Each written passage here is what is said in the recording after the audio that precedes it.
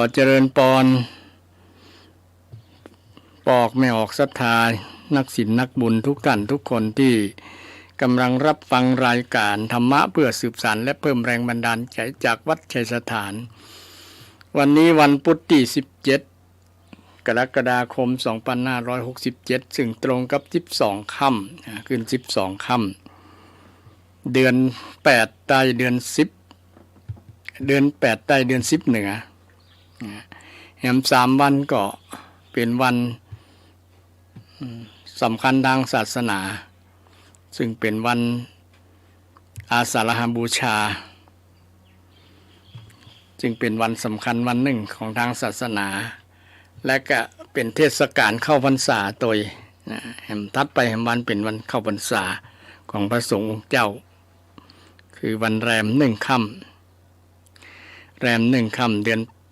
8ใต้เดือน10เหนือซึ่งเป็นวันเข้าพรรษาซึ่งปีนี้ตรงกับวันที่21นะวันเข้าพรรษาของพระสงฆ์องค์เจ้าสำหรับวันเข้าพรรษาของศรัทธาญาติโยมก็คือวันที่เนี่ยวันที่20ศรัทธาญาติโยมก็จะได้ ตั้งสัจจะอธิษฐานตั้งจิตตั้งใจจะลดละเลิกสิ่งที่เป็นบาปเป็นอวมงคลบอกเป็นมงคลกับชีวิตลดละเลิกอบายมุขทั้งหลายที่มันจะนำชีวิตไปสู่หายนะเพื่อชีวิตของเราดีขึ้นมีความสุขขึ้นปีนี้ก็รู้สึกว่า เข้าพรรษามาโวยมาเร็วนะแหม3 วันก็เข้าพรรษาและศรัทธาญาติโยมวันนี้รายการธรรมะเพื่อสืบสานและเพิ่มแรงบันดาลใจจากวัดชัยสถานซึ่งมีท่านอาจารย์พระครูประภัสชัยคุณเจ้าคณะตำบลสันปุเลยเขต2เจ้าวาดวัดชัยสถานป่าเศร้าน้อยพร้อมกับกระผมอัตมาภาพพระครูสิริอมราภิรัตน์วัดอมรารามวัดสันอุ้มเชิงดอยสะเก็ดนำธรรมะมงคลมาฝากมาเอ่ยกับศรัทธาญาติโยม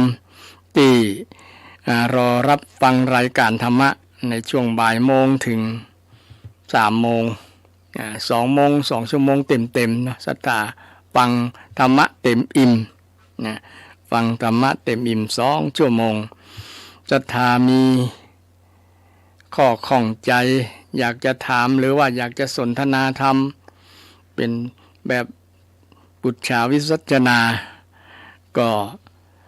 มาที่เบอร์โทร0531143332 0531143332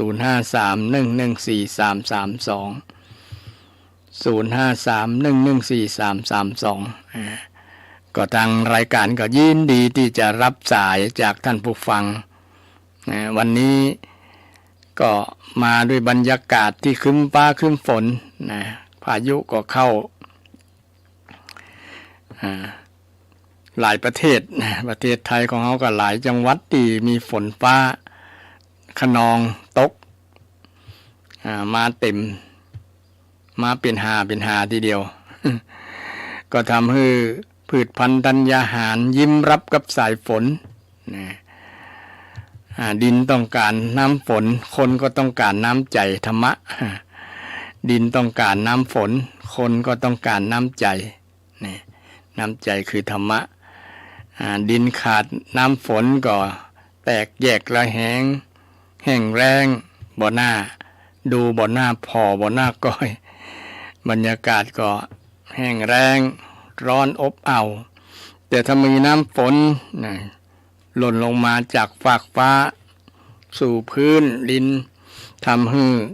พืชพันธุ์ธัญญาหารตลอดสรรพสัตว์ทั้งหลายถึงแม้กระทั่งคนเฮาตัวก็มี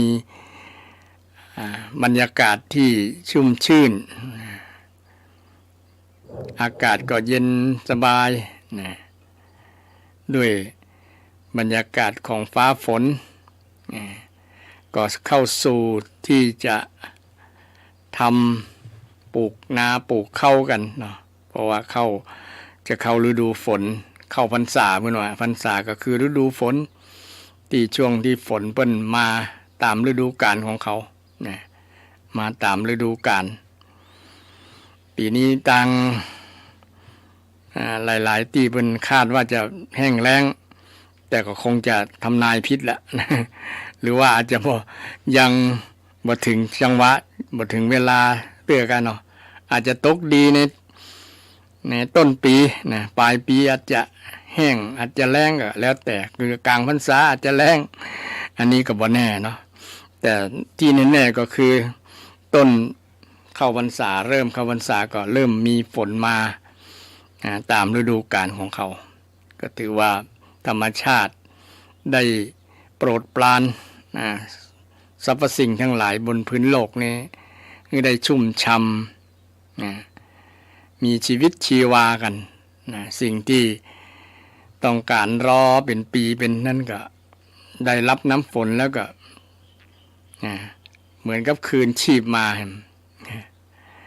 เอาลองสังเกตนั้นต้นไม้หรือว่าหญ้าเนี่ยศรัทธาถึงจะเอาน้ำในลำคลองน้ำประปาน้ำอย่างไปฮดมันก็บ่งามเท่ากับน้ำฝนนะฝนตกมาเตื้อเดียวนะพอมันงามขึ้นทันตาหันแหละนะมันมีธรรมชาติมีปุ๋ยมีสิ่งที่ดีอยู่ในน้ำฝนนะทำให้หลายสรรพสิ่งมีชีวิตชีวาขึ้นนะมีชีวิตชีวาขึ้นวันนี้ทางรายการธรรมะเพื่อสืบสานและเพิ่มแรงบันดาลใจก็ขออวยพรให้คนที่มีอายุครบเป็นวันนี้เป็นวันคล้ายวันเกิดของท่านที่เกิดวันที่17 กรกฎาคมก็ให้มีสุขภาพแข็งแรงมีสุขภาพกายสุขภาพใจแข็งแรงปราศจากทุกโศกโรคภัยอยู่ดีมีใจกันตลอดปีตลอดไปสำหรับท่านที่เกิดวันที่17 กรกฎาคม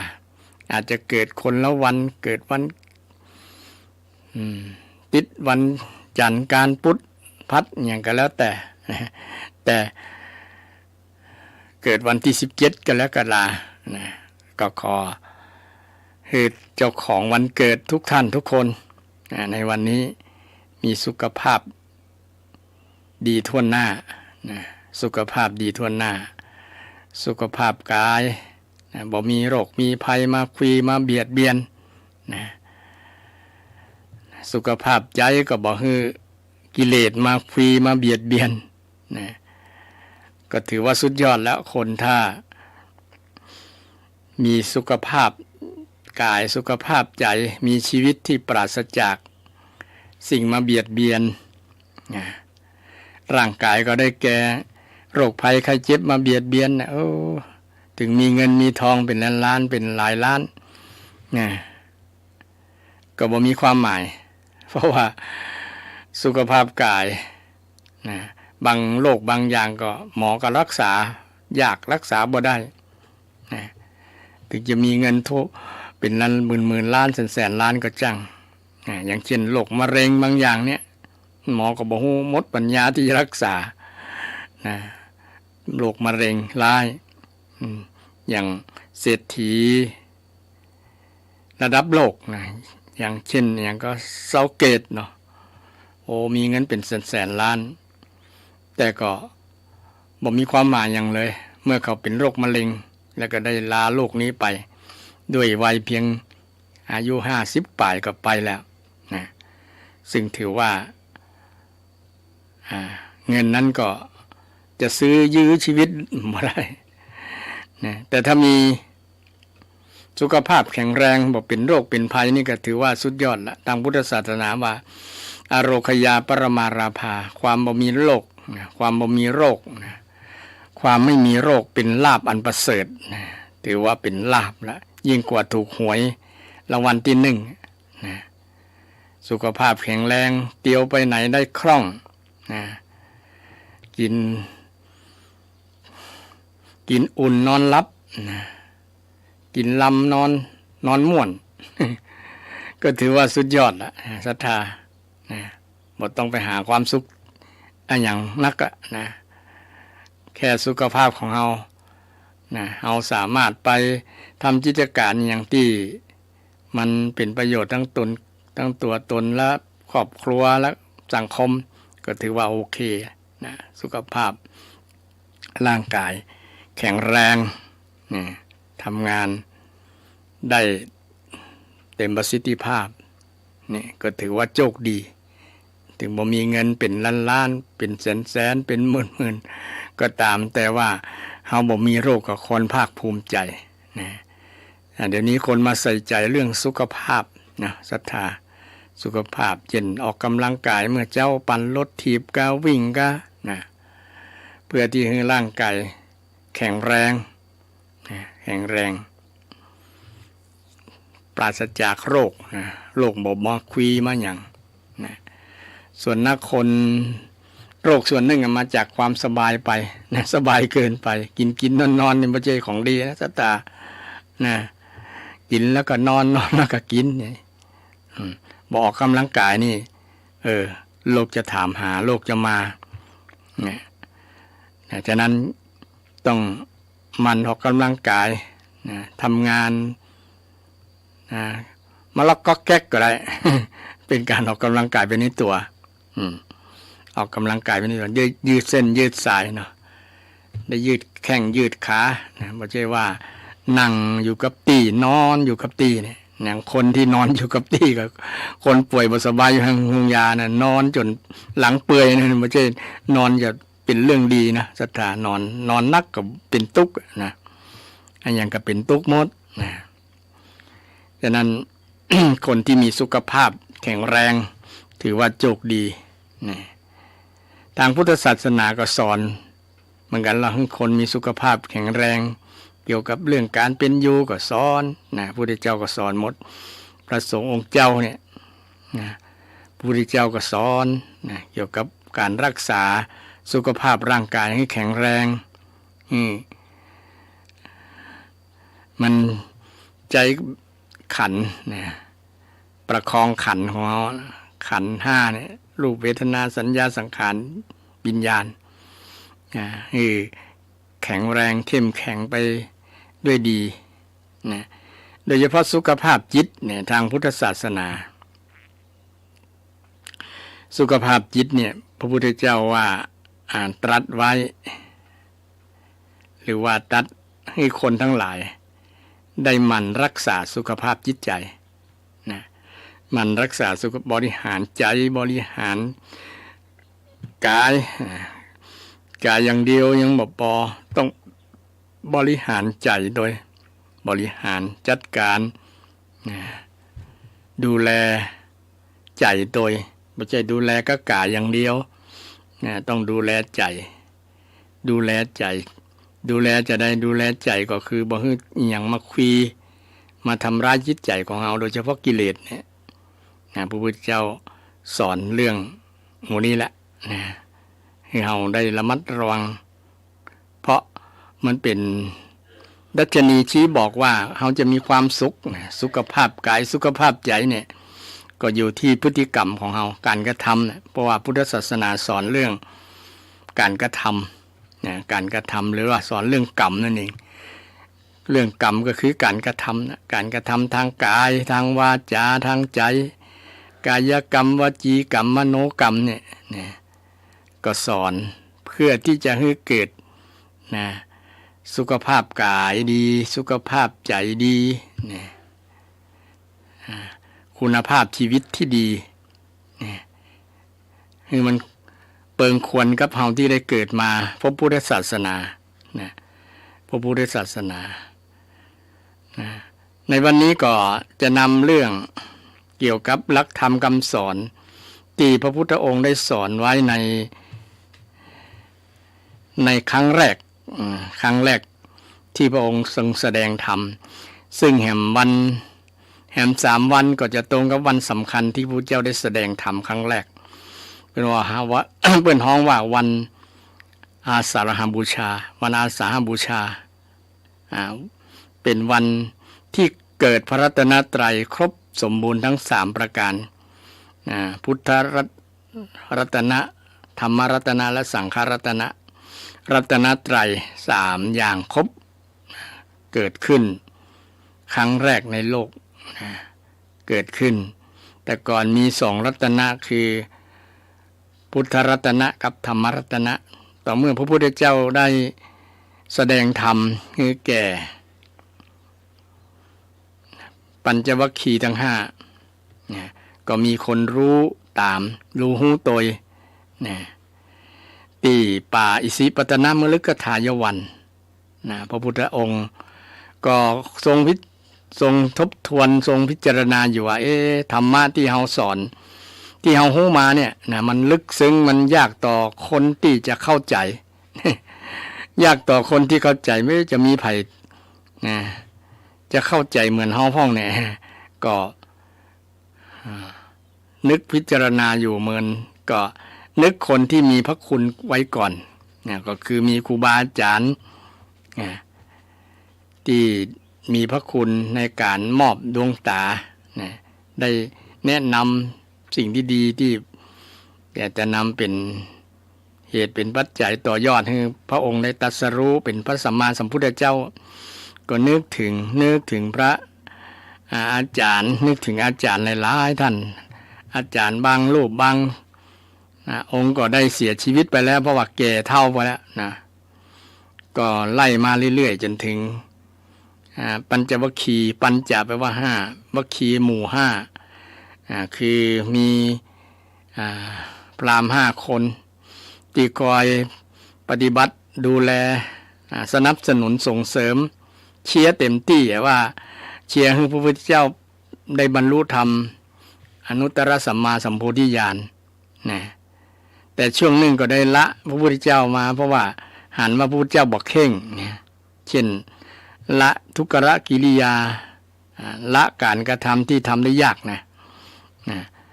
พระพุทธองค์พอว่าการกระทำที่ทำได้ยากเช่นอดอาหารกดลิ้นด้วยอย่างด้วยฟันด้วย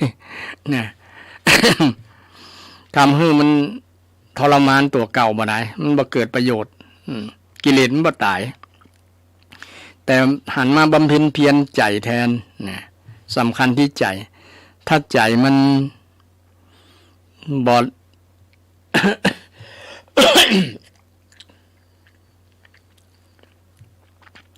ถ้าใจบ่สะอาดบ่สงบบ่สว่างแล้วเนี่ยยากอย่างอื่นจะสะอาดไปตัวเริ่มที่ใจพระองค์ก็คิดถูกแล้วแต่การกระทำแบบเนี้ยละการกระทำที่ทำได้ยากเช่นนอนบนเหล็กแหลมนอนบนน้ำเนี่ยอดอาหารอดข้าวทำสิ่งเหล่านี้เป็นสิ่งที่ทำได้ยากเปิดว่าทุกขกิริยาการกระทำที่ทำได้ยากพอพระพุทธเจ้าเลิกทำแล้วกับหมู่ปัญจวัคคีย์ก่อนละไปเตอเฮาผู้นี้ละเพียงความเพียรหันไปสู่ที่เดิมแล้วก็คาดหวังว่าจะพฤติกรรมการกระทำแบบนั้นจะได้บรรลุผลแต่พระองค์ทรงทราบด้วยตัวเก่าเองว่าการกระทำที่มีมุมมองที่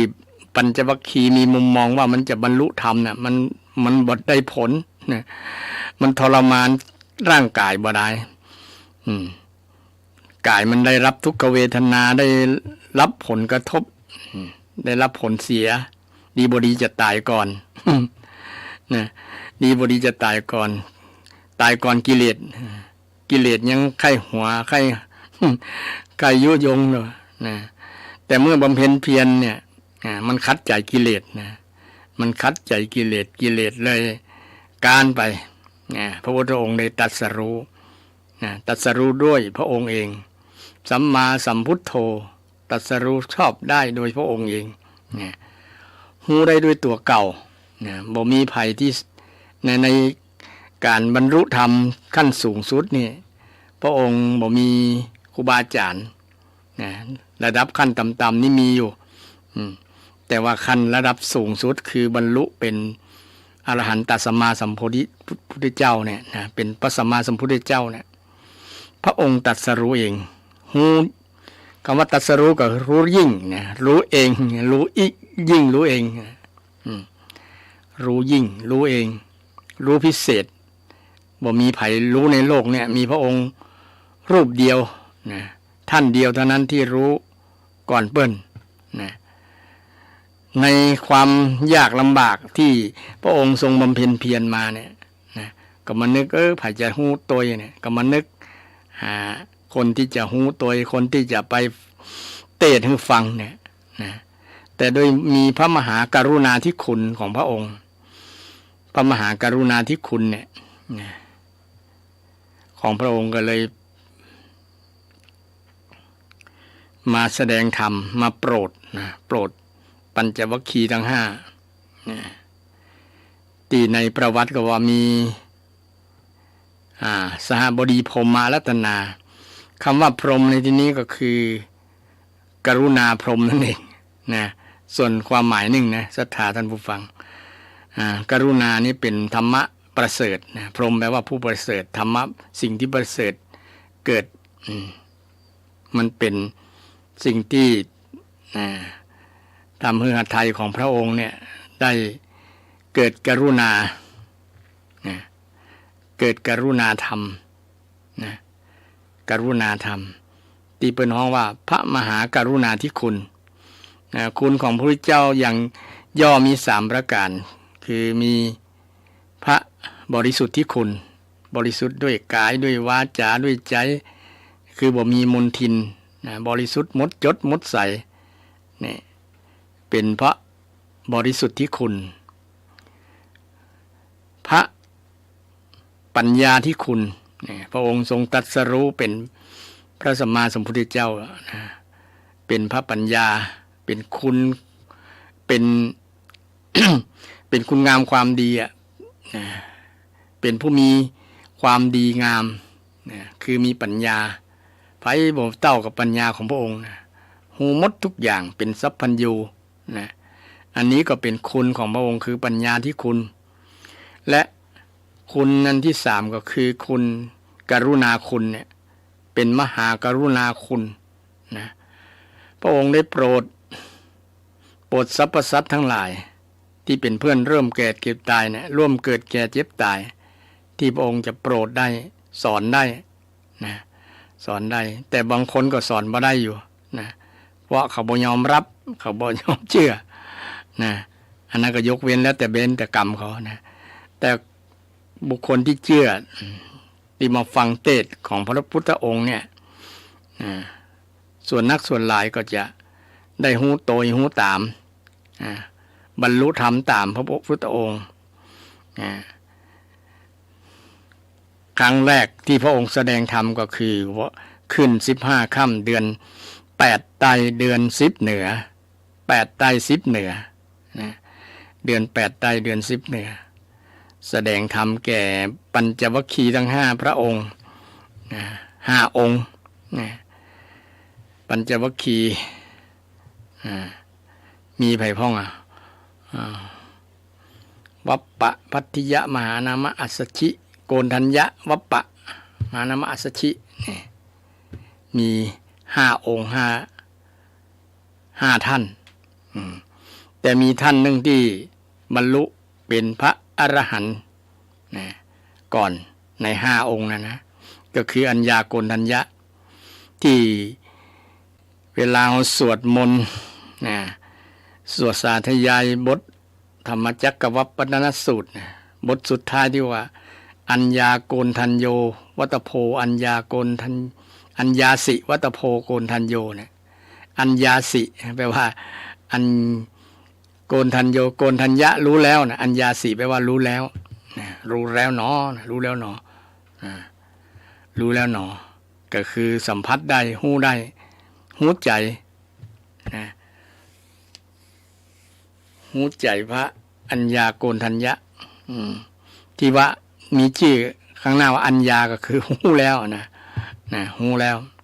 นะคือหู้โดยพระพุทธเจ้า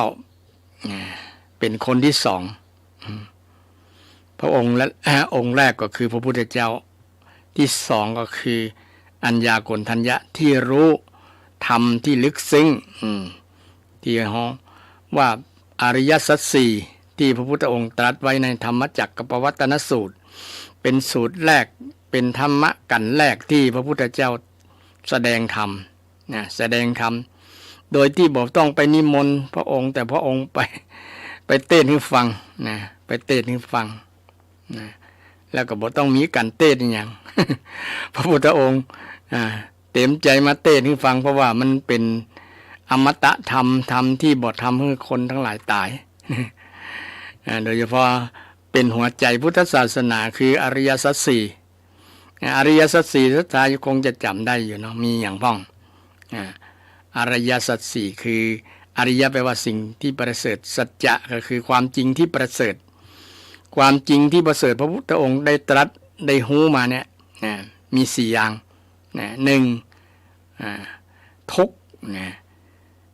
ทุกขังสองสมุทัยทุกข์สมุทัยสามนิโรธสี่มรรคทุกข์สมุทัยนิโรธมรรคสี่ข้อเนี่ยศรัทธาคงจะคุ้นหูดีเนาะทุกข์คืออย่างทุกข์แปลโดยศัพท์ก็คือสภาพที่ทนสภาพเดิมบ่ได้แต่ความหมายกินความกว้างๆเลยควบคุมหมดเลยก็คือสภาพที่ทนต่อสภาพเดิมบ่ได้เปิ้นฮ้องว่าทุกข์เช่นร่างกายของเฮาเนี่ยมันทนต่อสภาพเดิมบ่ได้อย่างพ้องที่มันทนสภาพเดิมบ่ได้เช่นผมเฮาสังเกตผมเฮาเนี่ยทนต่อสภาพเดิมที่มันดำๆเนี่ยมันกลายเป็นผมขาวมาแซมกับน้อยนะแล้วก็ขาวเต็มหัวเนี่ยมันทนต่อดำบ่ได้มันก็เลยมาเป็นขาวมันทนต่อสภาพเดิมทนต่อสภาพเป็นหนุ่มเดิมก็บ่ได้มาเป็นคนแก่นี่ของห้องว่าทุกข์ทุกคนมีมดในโลกเนี่ยบอกว่าจะเป็นสิ่งที่มีจิตใจบ่มีจิตใจก็ตามทุกสิ่งทุกอย่างแหละนะในจักรวาลเนี่ยตกอยู่ในทุกข์หมดเลย ทุกขังพระพุทธองค์โดยเฉพาะอริยสัจสี่เน้นเรื่องชีวิตคนชีวิตคนเน้นเรื่องชีวิตคนอริยสัจสี่เน้นเรื่องคนเน้นเรื่องคนเพราะว่าอริยสัจสี่ข้อที่สองว่าสมุทัยต้นเหตุทำให้เกิดทุกข์สาเหตุทำให้เกิดทุกข์สมุทัยสิ่งที่ทำให้เกิดทุกข์แต่กิจทุกข์เนี่ยมันเป็นผลมันเป็นผลมาจากสมุทัยสมุทัยก็มีหลายๆอย่างแต่เปิ้นอธิบายในธรรมจักรก็เปิ้นอธิบายในว่าคือตัณหาความอยากชีวิตของคนเฮาเนี่ยมาจากความอยากทุกข์มาจากความอยากมาจากความอยากมาจากความอยากใหญ่ๆเลยนะแต่ว่าทุกข์ในรายละเอียดจริงๆก็มีอย่างน้อยมี11อย่างชาติปิทุกขาความเกิดเป็นทุกข์ชาติปิทุกขาชราปิทุกขาความแก่เป็นทุกข์มรณะปิทุกขังความตายเป็นทุกข์โสกปริเทวทุกขโทมนัสสุความโศกความลำไรลำพันธ์ความบ่สบายกายบ่สบายใจเป็นทุกข์ในธรรมจักรเปิ้นอธิบายอธิบายว่าสาเหตุที่ทำให้เกิดทุกข์มาจากเกิดนั่นเองถ้าบ่เกิดก็บ่มีแก่บ่มีหยังมันมาจากเกิดฉะนั้นไผบ่อยากทุกข์ก็อย่าเกิด สรุปง่ายๆอย่าเกิดแต่ถึงเฮาบ่อยากเกิดมันก็เกิดถ้าเฮายังมีกิเลสยังมีความอยากอยู่นะมันก็จะเกิดอยู่ล่ำไปอยากเป็นนั่นอยากเป็นนี่อยากมีอันนั้นอยากมีอันนี้อยากมีอยากเป็นแม้แต่อยากบ่เป็น ก็เป็นทุกข์เนี่ยวิภาวะตัณหาความอยากบ่เป็น เช่นอยากบ่เป็นในสภาพที่กำลังเป็นอยู่เนี่ยอยากให้มันพ้นไปเนี่ยนี่ก็เป็นทุกข์เหมือนกันนะคือทนต่อสภาพที่กำลังประสบอยู่บ่ได้นะมันก็เข้ามาสู่ความหมายที่ว่าสภาพที่ทนต่อสภาพเดิมบ่ได้นะสภาพหนุ่มมันทนต่อสภาพหนุ่มมันเหมือนกับเป็นคนเริ่มสู่วัยกลางคนวัยแก่วัยชราวัยเฒ่านี่มันทนต่อสภาพเดิมบ่ได้มันก็ชื่อว่าเป็นทุกข์นี่อันนี้เรื่องทุกข์เนาะทุกข์และสาเหตุมาจากความอยากนะสมุทัยเนี่ยมีความอยากเป็นตัวทำให้เกิดทุกข์นะทำให้เกิดทุกข์อยากแต่อยากในทางดีเนี่ยบ่เป็นนะสถามันต้องแยกอะถ้าอยากในทางดีเป็นห้องฉันทะนะถ้าอยากในทางที่บ่ดีเป็นห้องว่าตัณหามีตัณหากับฉันทะแยกกันอย่างเช่นศรัทธาอยากจะไปเจริญสมาธิภาวนาที่วัดในช่วงเทศกาลเข้าพรรษาไปสวดมนต์อยากจะไปสวดมนต์อยากจะไปทำบุญเนี่ยอยากแบบนี้เป็นห้องว่าอยากฉันทะแต่อยากไปแอวในคับในบาร์ไปตีหัวคนนะอยากจะเป็นสวนี่แต่เอาใบปริญญาปลอมไปอวดเปิ้นนี่ก็เป็นทุกข์ศรัทธานี่กำลังเป็นข่าวนี่กำลังเป็นข่าวกันเพราะอยากเป็นสวสวทั้งที่เป็นนายเป็นแพทย์เป็นยังเนาะแทนที่จะมีคุณธรรมแต่ก็ทำในสิ่งที่ไปโดยความอยากไปโดยความอยากบางครั้งกับความอยากนั้นทำให้หลอกคนทั้งประเทศหลอกคนทั้งโลกนะเพราะว่าเดี๋ยวนี้ปริญญาเนี่ยมันซื้อกันได้ มันมีมหาลัยที่ขายปริญญากันนะมันเป็นรายได้ที่เป็นกอบเป็นกำ นะเพียงมีอาจารย์ผู้ที่นับหน้าถือตาผู้ที่เชื่อถือได้เนี่ยรับรองประสานงานให้เป็นต้นนะก็นี่ก็เป็นเรื่องทุจริตเป็นเรื่องมิจฉาเป็นเรื่องบดีเป็นเรื่องผิดนะมิจฉาแปลว่าผิดนะบดีบ่ถูกบ่ต้องแต่ว่าคนก็ยังนิยมชมชอบกันเป็นค่านิยมที่โตยกันไปนะคิดว่าคนอื่นเขาบอกโมโหนะแต่คนมันเดี๋ยวนี้คนมันหูตันกันมัน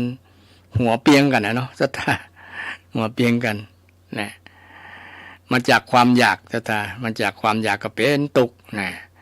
ความปรารถนาสิ่งใดไม่ได้สิ่งนั้นก็เป็นทุกข์อันนี้ก็สาเหตุทำให้เกิดทุกข์เช่นเดียวกันนะเพราะอยากได้อย่างนะบ่ได้ดังใจนะก็เป็นทุกข์นะอยากแม้แต่อยากเป็นส่วนรวมนะอยากเฮือนั้นมันดีเฮือนั้นมันอย่างนะมันก็เป็นทุกข์เช่นเดียวเพราะว่ามันทนต่อสภาพความที่ความคาดหวังไว้ได้บ่ได้หวังว่ามันจะเป็นแต่เมื่อมาถึงเวลาแล้วมันก็บ่ได้เป็นอย่างใจเฮาหวังมันก็ผิดหวังก็เป็นทุกข์ครับเป็นทุกข์เนี่ยความทุกข์ที่พุทธเจ้าแล้วก็สาเหตุมาจากความอยากสมุทัยเนี่ยความอยากต้นเหตุแห่งความทุกข์ต้นเหตุสาเหตุทำให้เกิดทุกข์มาจากความอยากมีอยากเป็นแต่อยากมีแบบฉันทะก็ต้องทำเช่นอยากมีเงินก็ต้องทำงานอยากมีเงินต้องทำงานจึงผ่านพบอยากเรียนจบต้องขยันหมั่นศึกษาตะกี้ มีคนนั้นจบปริญญาเอกเป็นศาสตราจารย์แต่บ่ได้เรียน บ่ได้ทำวิทยานิพนธ์เพียงแต่อาจจะไปซื้ออย่างไปนานนั้น เพราะว่ามันมีอย่างก็มันมีเหตุมีหลักมีฐานที่คนคุยแคะคุยแคะและเล็มที่จะปุ๊ดกัน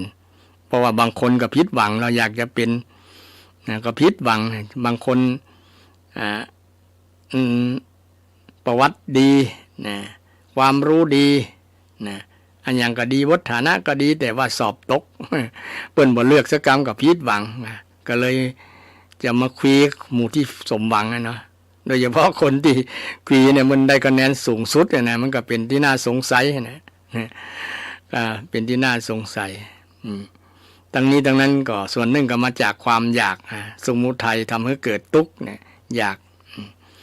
บางอย่างก็บ่ต้องอยากนะเฮาทำประโยชน์เพื่อสังคมเนี่ยบ่ต้องอยากเป็นนะ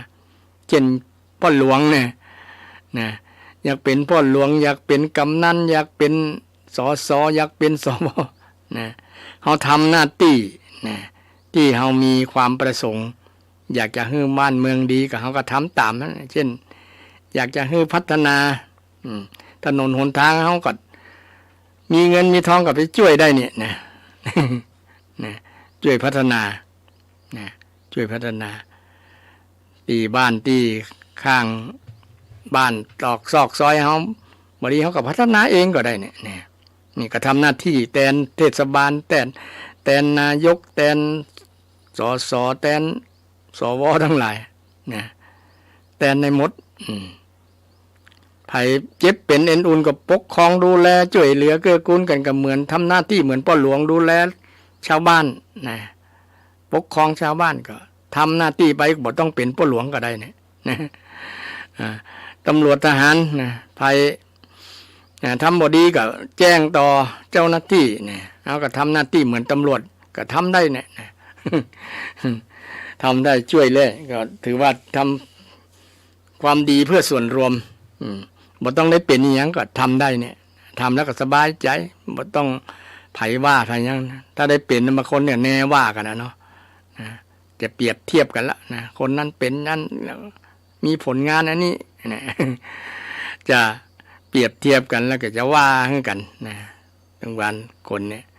เพราะมาจากส่วนหนึ่งมาจากความอยาก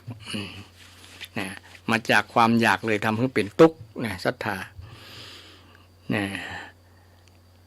เฮามาศึกษาธรรมที่พุทธเจ้าได้ตรัสรู้ในอริยสัจสี่ทุกข์คือสภาพที่ทนได้ยากสมุทัยคือเหตุให้เกิดทุกข์คือความอยากนิโรธคือความดับทุกข์คำว่านิโรธนี่กับนิพพานเป็นชื่อแทนกันเนอะศรัทธาท่านผู้ฟังนิโรธกับนิพพานเนี่ยหรือหลายๆอย่างความสิ้นตัณหาก็เป็นชื่อแทนนิโรธได้เพราะว่าไวยพจน์แห่งนิพพานไวยพจน์ก็คือคำตีห้องแทนเช่นยิ่งภาษาไทยนี่มีห้องแทนกันเช่นคำว่ากินเนี่ยเนาะกินรับประทานสวาปามหลายๆอย่างที่เบิ้นห้องกันห้องแทนคำว่ากินเอาเข้ายัดปากเอาเข้าใส่ปากก็เป็นอาการกินก็หมายถึงกินข้าวความหมายของภาษาก็มีคำเรียกแทนกันคำว่านิโรธนิโรธนิเกยอูศรัทธาท่านผู้ฟังทั้งหลายฟังแล้วนะนิเนี่ยมันแปลได้3-4 ในก่อนเหรอคำว่านิตัวเดียวนะนอนหนูสระอินินิแปลว่าไม่มีก็ได้นะแปลว่าเข้าก็ได้นะเข้านะเข้าก็ได้แปลว่าลงก็ได้นะแปลว่าออกก็ได้นะเข้าลงออกไม่มีนี่เข้าลงนี่ไม่มีออก ไม่มีก็ได้ออกก็ได้เนี่ยทีนี้ไอ้นิโรธนี่จะแปลว่าอย่างแท้นะก็คือนะในความหมายในที่นี้ในอริยสัจสี่เนี่ยในอริยสัจสี่ก็คือบ่มีกิเลสนั่นเองนะบ่มีความเสียดแทงบ่มีกิเลสมาเสียดแทงจิตใจนะนิรู้ชัดธาตุในความเสียดแทงปฏิเสธโดยนิเนี่ยไม่มีความเสียดแทงนะรู้ชัดธาตุนิโรธรุแปลงสรุเป็นโอเป็นรุนิโรธนิโรธะมาจากรู้ชัดธาตุในความเสียดแทงภาษามันแปลงร่างเป็นเสมเร็จรูปเป็นนิโรธนะศรัทธาฟังศัพท์บาลีฮูภาษาบาลีไปโดยนะ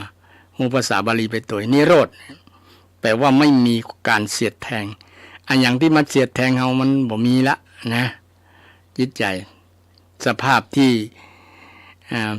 จิตใจเนี่ยบ่มีอย่างมาเสียดแทงได้ละจิตใจที่เข้มแข็งความโลภก็บ่มาเสียดแทงความโกรธก็บ่มาเสียดแทงได้ความหลงก็บ่มาเสียดแทงบ่มาทิ่มแทงบ่มาทิ่มแทงเหมือนกับมีดเนี่ยนะคอยทิ่มแทงคอยเสียดคอยแทงคอยแทงนะบ่มาแทงทั้งหน้าทั้งหลังนะมาเด้อนะตึงแทงบ่เข้านะคนที่พัฒนา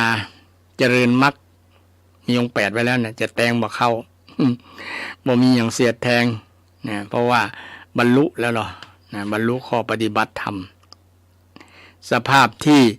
บ่มีอย่างเสียดแทงได้เนี่ยเป็นสภาพที่มันยิ่งกว่าสุขนะนิพพ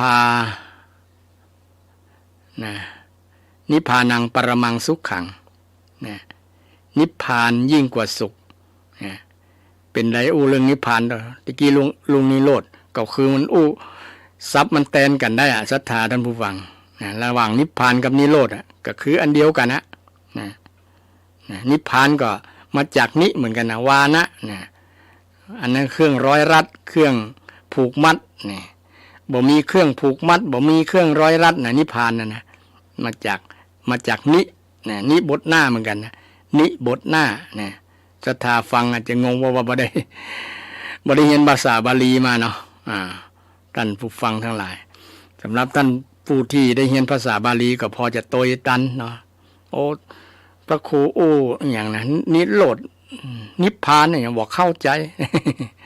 ก็แยกซับให้ศรัทธาฟังนะนิโรธที่อยู่ในอริยสัจสี่ข้อที่3นะมันมีทุกข์สมุทัยนิโรธเนี่ยนี่กำลังเรื่องนิโรธทีนี้นิโรธเนี่ยกับนิพพานเนี่ยคือใจแตนกันได้นะใจแตนกันได้นะท่านผู้ฟังความหมายใกล้เคียงกันนะเพื่อนน้องว่าเป็นไวยพจน์เป็นไวยพจน์ที่ใจเรียกแตนกันนิโรธใจเรียกแตนนิพพานนะนิพพานเป็นรักนะแต่ในที่นี้ในอริยสัจสี่เป็นห้องว่านิโรธนะไม่มีการเสียดแทงไม่มีความโลภเสียดแทงไม่มีความโกรธเสียดแทงรู้ชัดธาตุในความเสียดแทงศรัทธาแปลตามซับนะครูบาอาจารย์หากฟังอยู่ก็แย้งได้เนอะบ่ใจแล้วท่านพระครูนะนิโรธบ่ใจแปลนี่ก็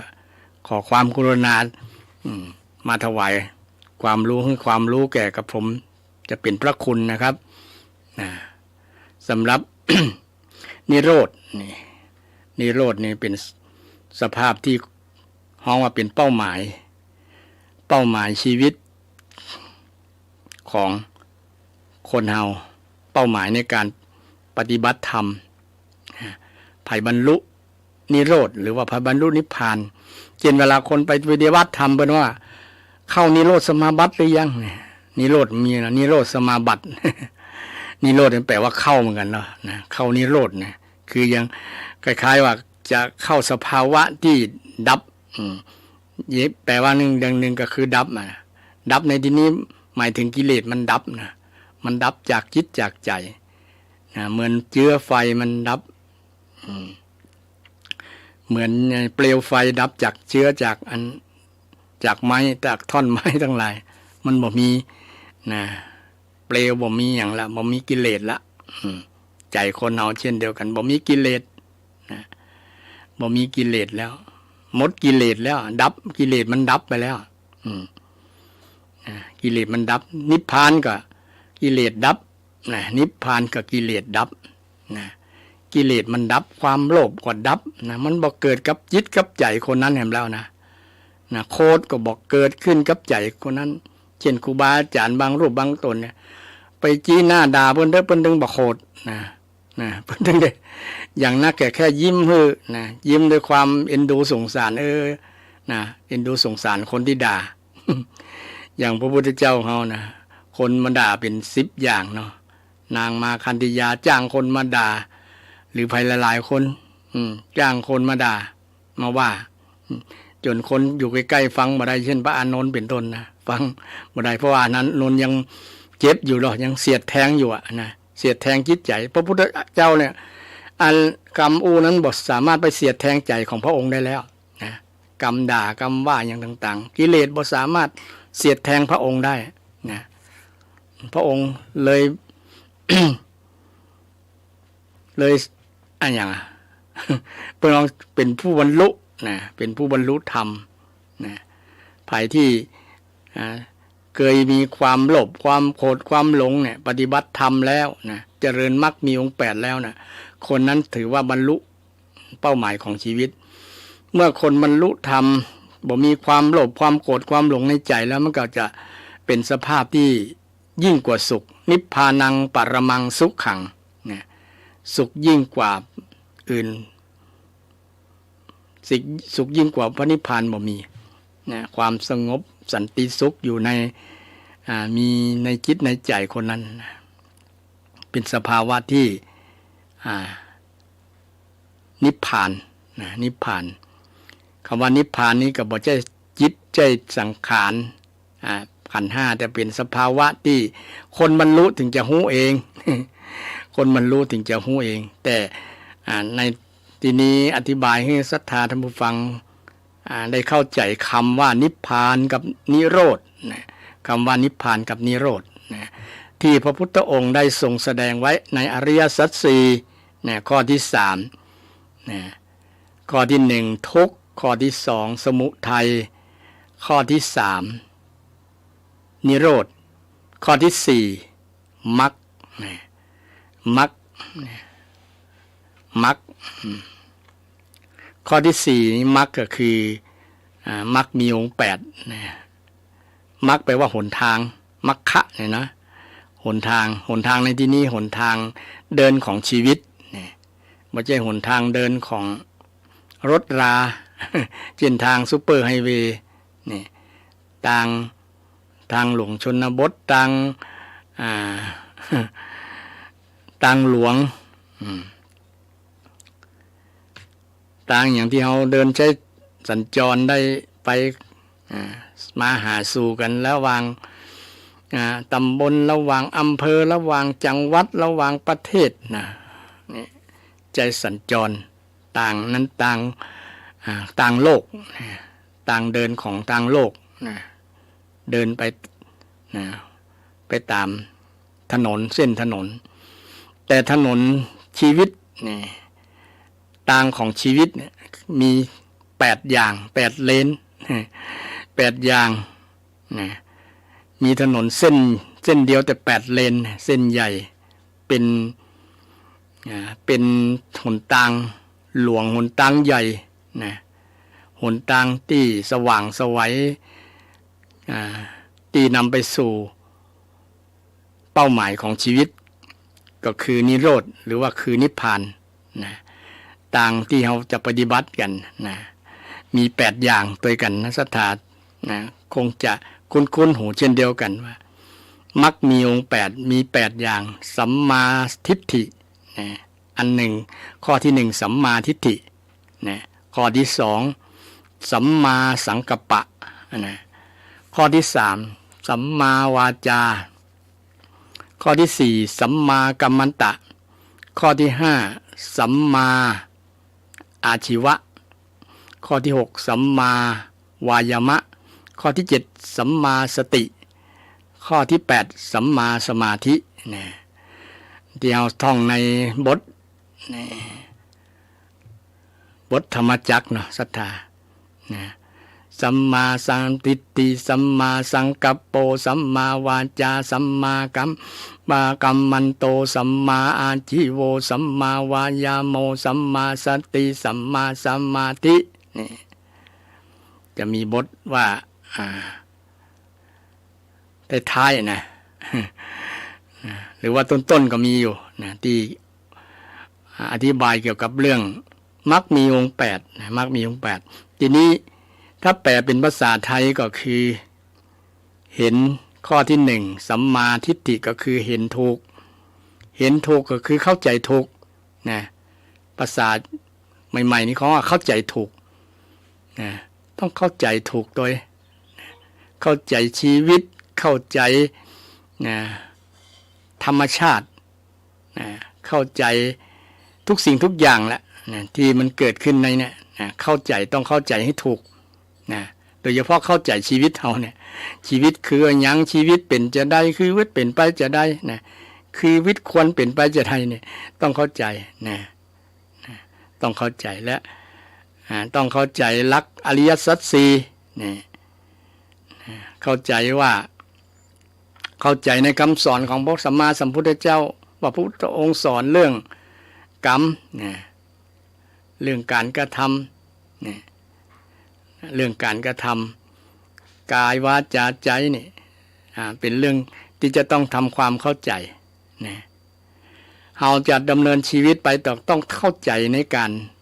ชีวิตของเราก่อนนะการกระทำของเราก่อนเราจะทำมันอย่างเนี่ย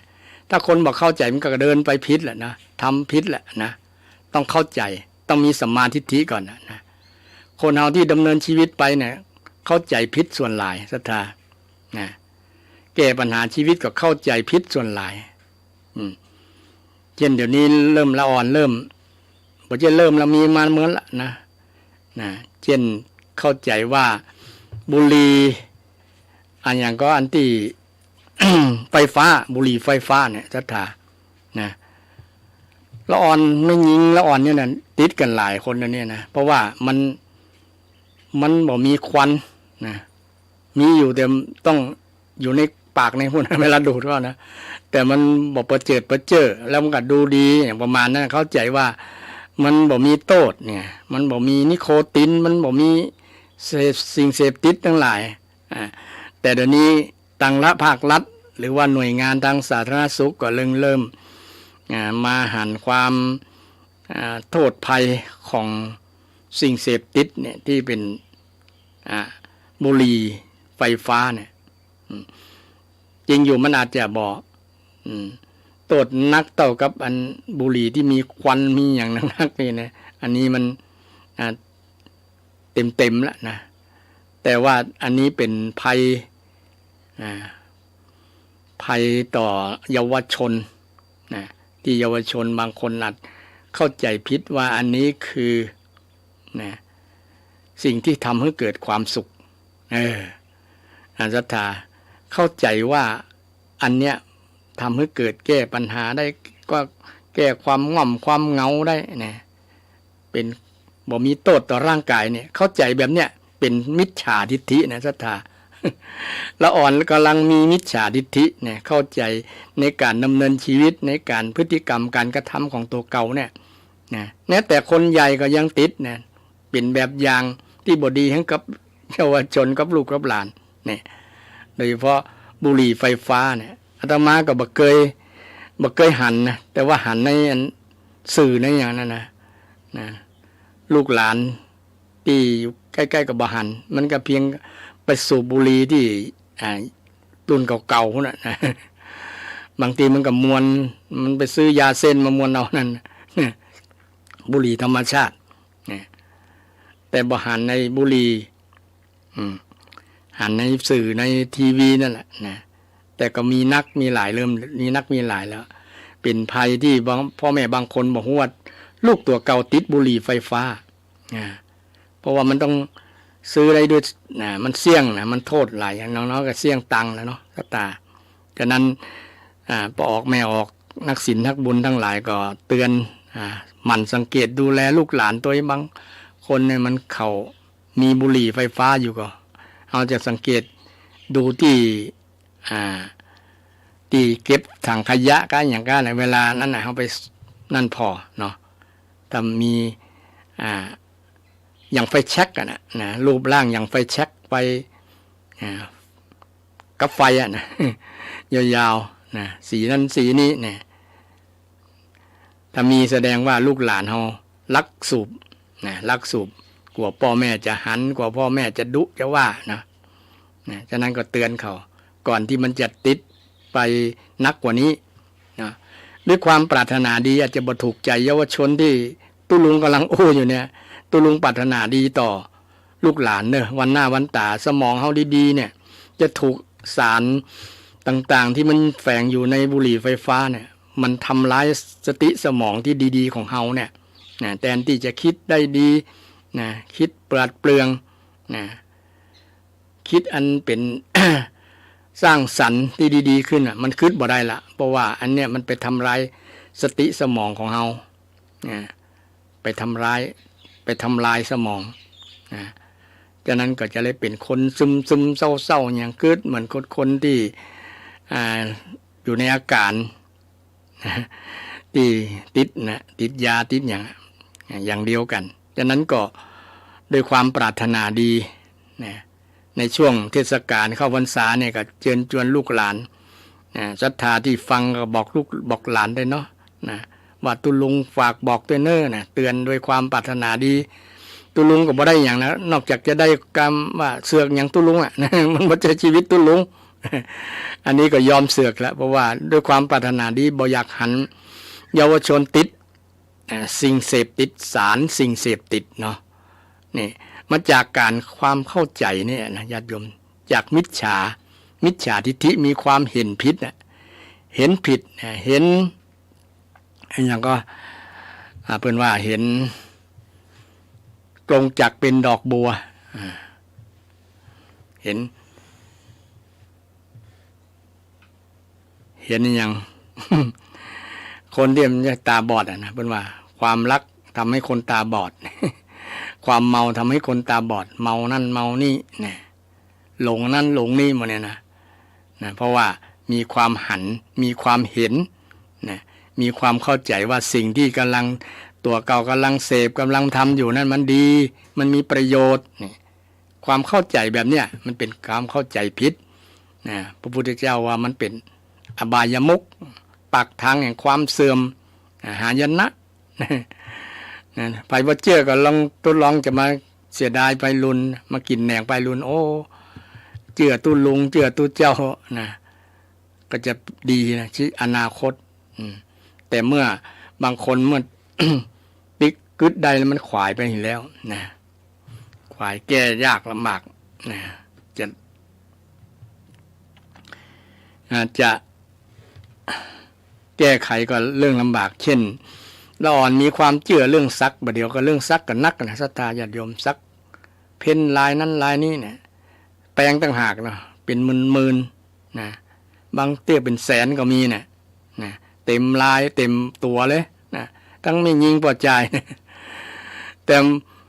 วันหน้าวันตาจะมีความคิดใหม่นะค่านิยมใหม่ก็จะต้องเสี่ยงตังค์อะไรต้องไปเอาออกนะเอาออกนักเสี่ยงนักกว่านะเสี่ยงนักกว่าซักเนาะนะไปเพ้นไปซักนะแต่ซักนี่ย่อมอยู่เมินนะต้องหื้อหนังกำพร้าหนังอย่างออกมันถึงจะดอกนะทำให้เสียโฉมได้นะแต่กลับไปมีค่านิยมนะน่านิยมว่าคนเพศตรงข้ามจะชอบเนี่ยอันจริงถ้าอาตมาเป็นละอ่อนนุ่มนะตึงว่านะจะว่านะเอาดึงบัดชอบเลยอย่าไปซักนะเป็นไม่ยิงบ่เปิงสักน้อยไปซักนั่นซักนี้ซักตีลับตีอย่างก็มีบางคนนี่บางคนก็ว่าเอาตัวลุงยังไม่เกี่ยวข้องกับชีวิตของเพิ่นนะมันปรารถนาดีไงที่เฮาหลงผิดเนี่ยบางครั้งเฮาหลงผิดบ่มีคนเตือนนะว่าคุณคิดดีหรือยัง ส่วนนักละอ่อนน่ะจะคิดไปเป็นค่านิยมไปโตยเขานะโตยเขาไผ สักคนแรกเนี่ยนะทำสักคนก็ไปตัวกันนะดีบ่ดีก็บ่ฮู้นะเป็นค่านิยมที่ผิดเนี่ยมีความเชื่อมีความเข้าใจที่ผิดเนี่ยเป็นทำให้ชีวิตล้มละลายได้นะชีวิตเสียหายได้นะมาจากความมิจฉาทิฏฐินั่นเองนี่มิจฉาทิฏฐิจึงเป็นข้อสำคัญข้อแรกในข้อปฏิบัติหนทางแห่งชีวิตเนี่ยเป็นว่ามรรคนะมรรคคือหนทางแห่งชีวิตการดำเนินชีวิตต้องดำเนินด้วยความเข้าใจนะดำเนินด้วยความเข้าใจว่าชีวิตของเฮาเนี่ยคืออย่างเป็นไปจะได้และปฏิบัติกับชีวิตของเฮาจะได้ถึงจะถูกต้องถึงจะมีความสุขเนี่ยนะชีวิตจะมีความสุขต้องปฏิบัติจะได้นี่ต้องศึกษานี่นะศึกษาคำสอนของพระสัมมาสัมพุทธเจ้าแต่คนส่วนหลายก็ปฏิบัติตามอำนาจความอยากของตัวเก่าก็เป็นนำไปสู่ความทุกข์นั่นเองเนี่ยเพราะว่าสมุทัยเป็นเหตุแห่งความทุกข์นะเหตุแห่งความทุกข์นะส่วนหลายคนก็ปฏิบัติตามความอยากนะอะไรก็รู้หมดแต่อดบ่ได้มันอยากมันติด มันยึดนะอะไรก็รู้หมดอย่างก็รู้หมดละท่านเอ้ยแต่มันอดบ่ได้นะเหล้าบ่ดีก็อดบ่ได้นะบุหรี่มันก็บ่ดีก็อดบ่ได้นะอันยังหลายๆอย่างก็บ่ดีก็อดบ่ได้นะแม้แต่บางคนก็ติดนะละคร นี่ก็ติดได้นะถ้าตาวันไหนบ่ได้พอนะนอนบ่หลับนะบางครั้งนะไอ้คนแสดงบ่ได้ดังใจก็นอนบ่หลับเหมือนกันนะอารมณ์เสียละนะ นางเอกถูกรังแกก็อารมณ์เสียนะอินในมดนะอันนี้ก็เป็นต้นเหตุนะมาจากความติดความอยากนะความอยากความติดนะอยากแล้วก็ติดในรสอร่อยติดในสิ่งที่ตัวเก่าทำนะตลอดแต่ถ้าติดในสิ่งที่ดีๆกันนะที่เป็นกุศลทั้งหลายนะถ้าอยากในเป็นสิ่งที่เป็นกุศลจะเป็นสิ่งที่ดีศรัทธาฉะนั้นมักมีองค์8นะข้อแรกก็คือสัมมาทิฏฐินะสัมมาทิฏฐิคือความเข้าใจที่ถูกต้องความเห็นที่ถูกต้องเห็นชั่วว่าชั่วเห็นดีว่าดีเห็นถูกว่าถูกบ่จะเห็นถูกว่าเป็นอันนี้บ่ถูกบ่ต้องเอาใจตัวเก่าว่าถ้าใจตัวเก่ามันดีมัน เปิงใจตัวเก่ามันใจตัวเก่าชอบกับว่าถูกว่าดีเนี่ยโดยที่บ่นึกถึงความเป็นจริงนึกถึงคำสั่งสอนที่พุทธเจ้าได้สอนพุทธเจ้าพระองค์ได้สอนไว้บ่ได้ขู่แล้วก็บ่ได้บังคับแล้วก็บ่ได้จุหลอกลวงให้คนจะทำแต่ให้ใจวิจารณญาณโยนิโสมนสิการกระทำไว้ในใจโดยแยบคายโยนิโสมนสิการคือพิจารณาญาณนั่นเองคิดถี่คิดให้ดีคิดให้ถูกให้ต้องสัมมาทิฏฐิความเห็นสัมมาทิฏฐิเห็นว่าทำดีทำชั่วอันนี้เป็นบาปก็บาปอันนี้เป็นโทษก็โทษนี่ทำดีทำชั่วตลอดถึงเห็นว่าพ่อแม่มีบุญคุณตานแล้วบุญมีบาปมีลักษณะการเห็นการเข้าใจแบบเนี้ยเป็นการเข้าใจที่ห้องว่าสัมมาทิฏฐิสัมมาทิฏฐินำไปสู่การกระทำกรรมความคิดที่ดีต่อไปมาจากความเห็นนี่เองศรัทธาความเห็นเรียกว่าความเข้าใจที่ถูกต้องเป็นเรื่องสำคัญในลำดับแรกเลยที่จะนำหนทางชีวิตที่ดำเนินชีวิตตามหนทางมักมีองค์8ที่พระพุทธเจ้าได้สอนไว้สอนไว้ก็คงจะมีบ่หลายคนเนี่ยที่จำมักมีองค์8ได้ครบเนาะ มันต้อง8ข้อพอจะจำนะ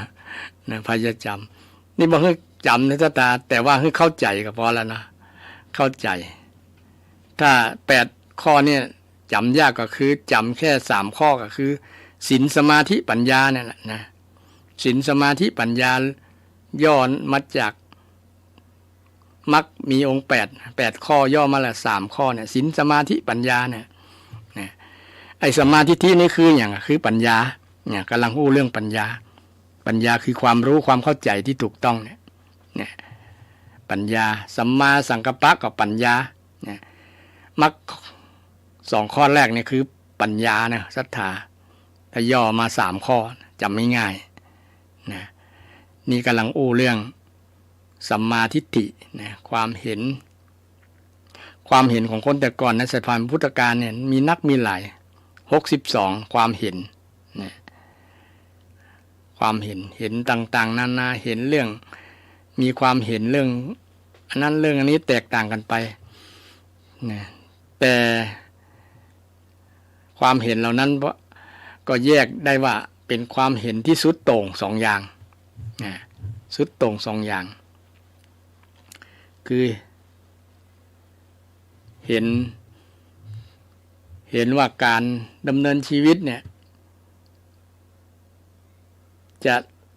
คนจะพ้นทุกข์ได้นะคนจะพ้นทุกข์ได้ด้วยการปฏิบัติ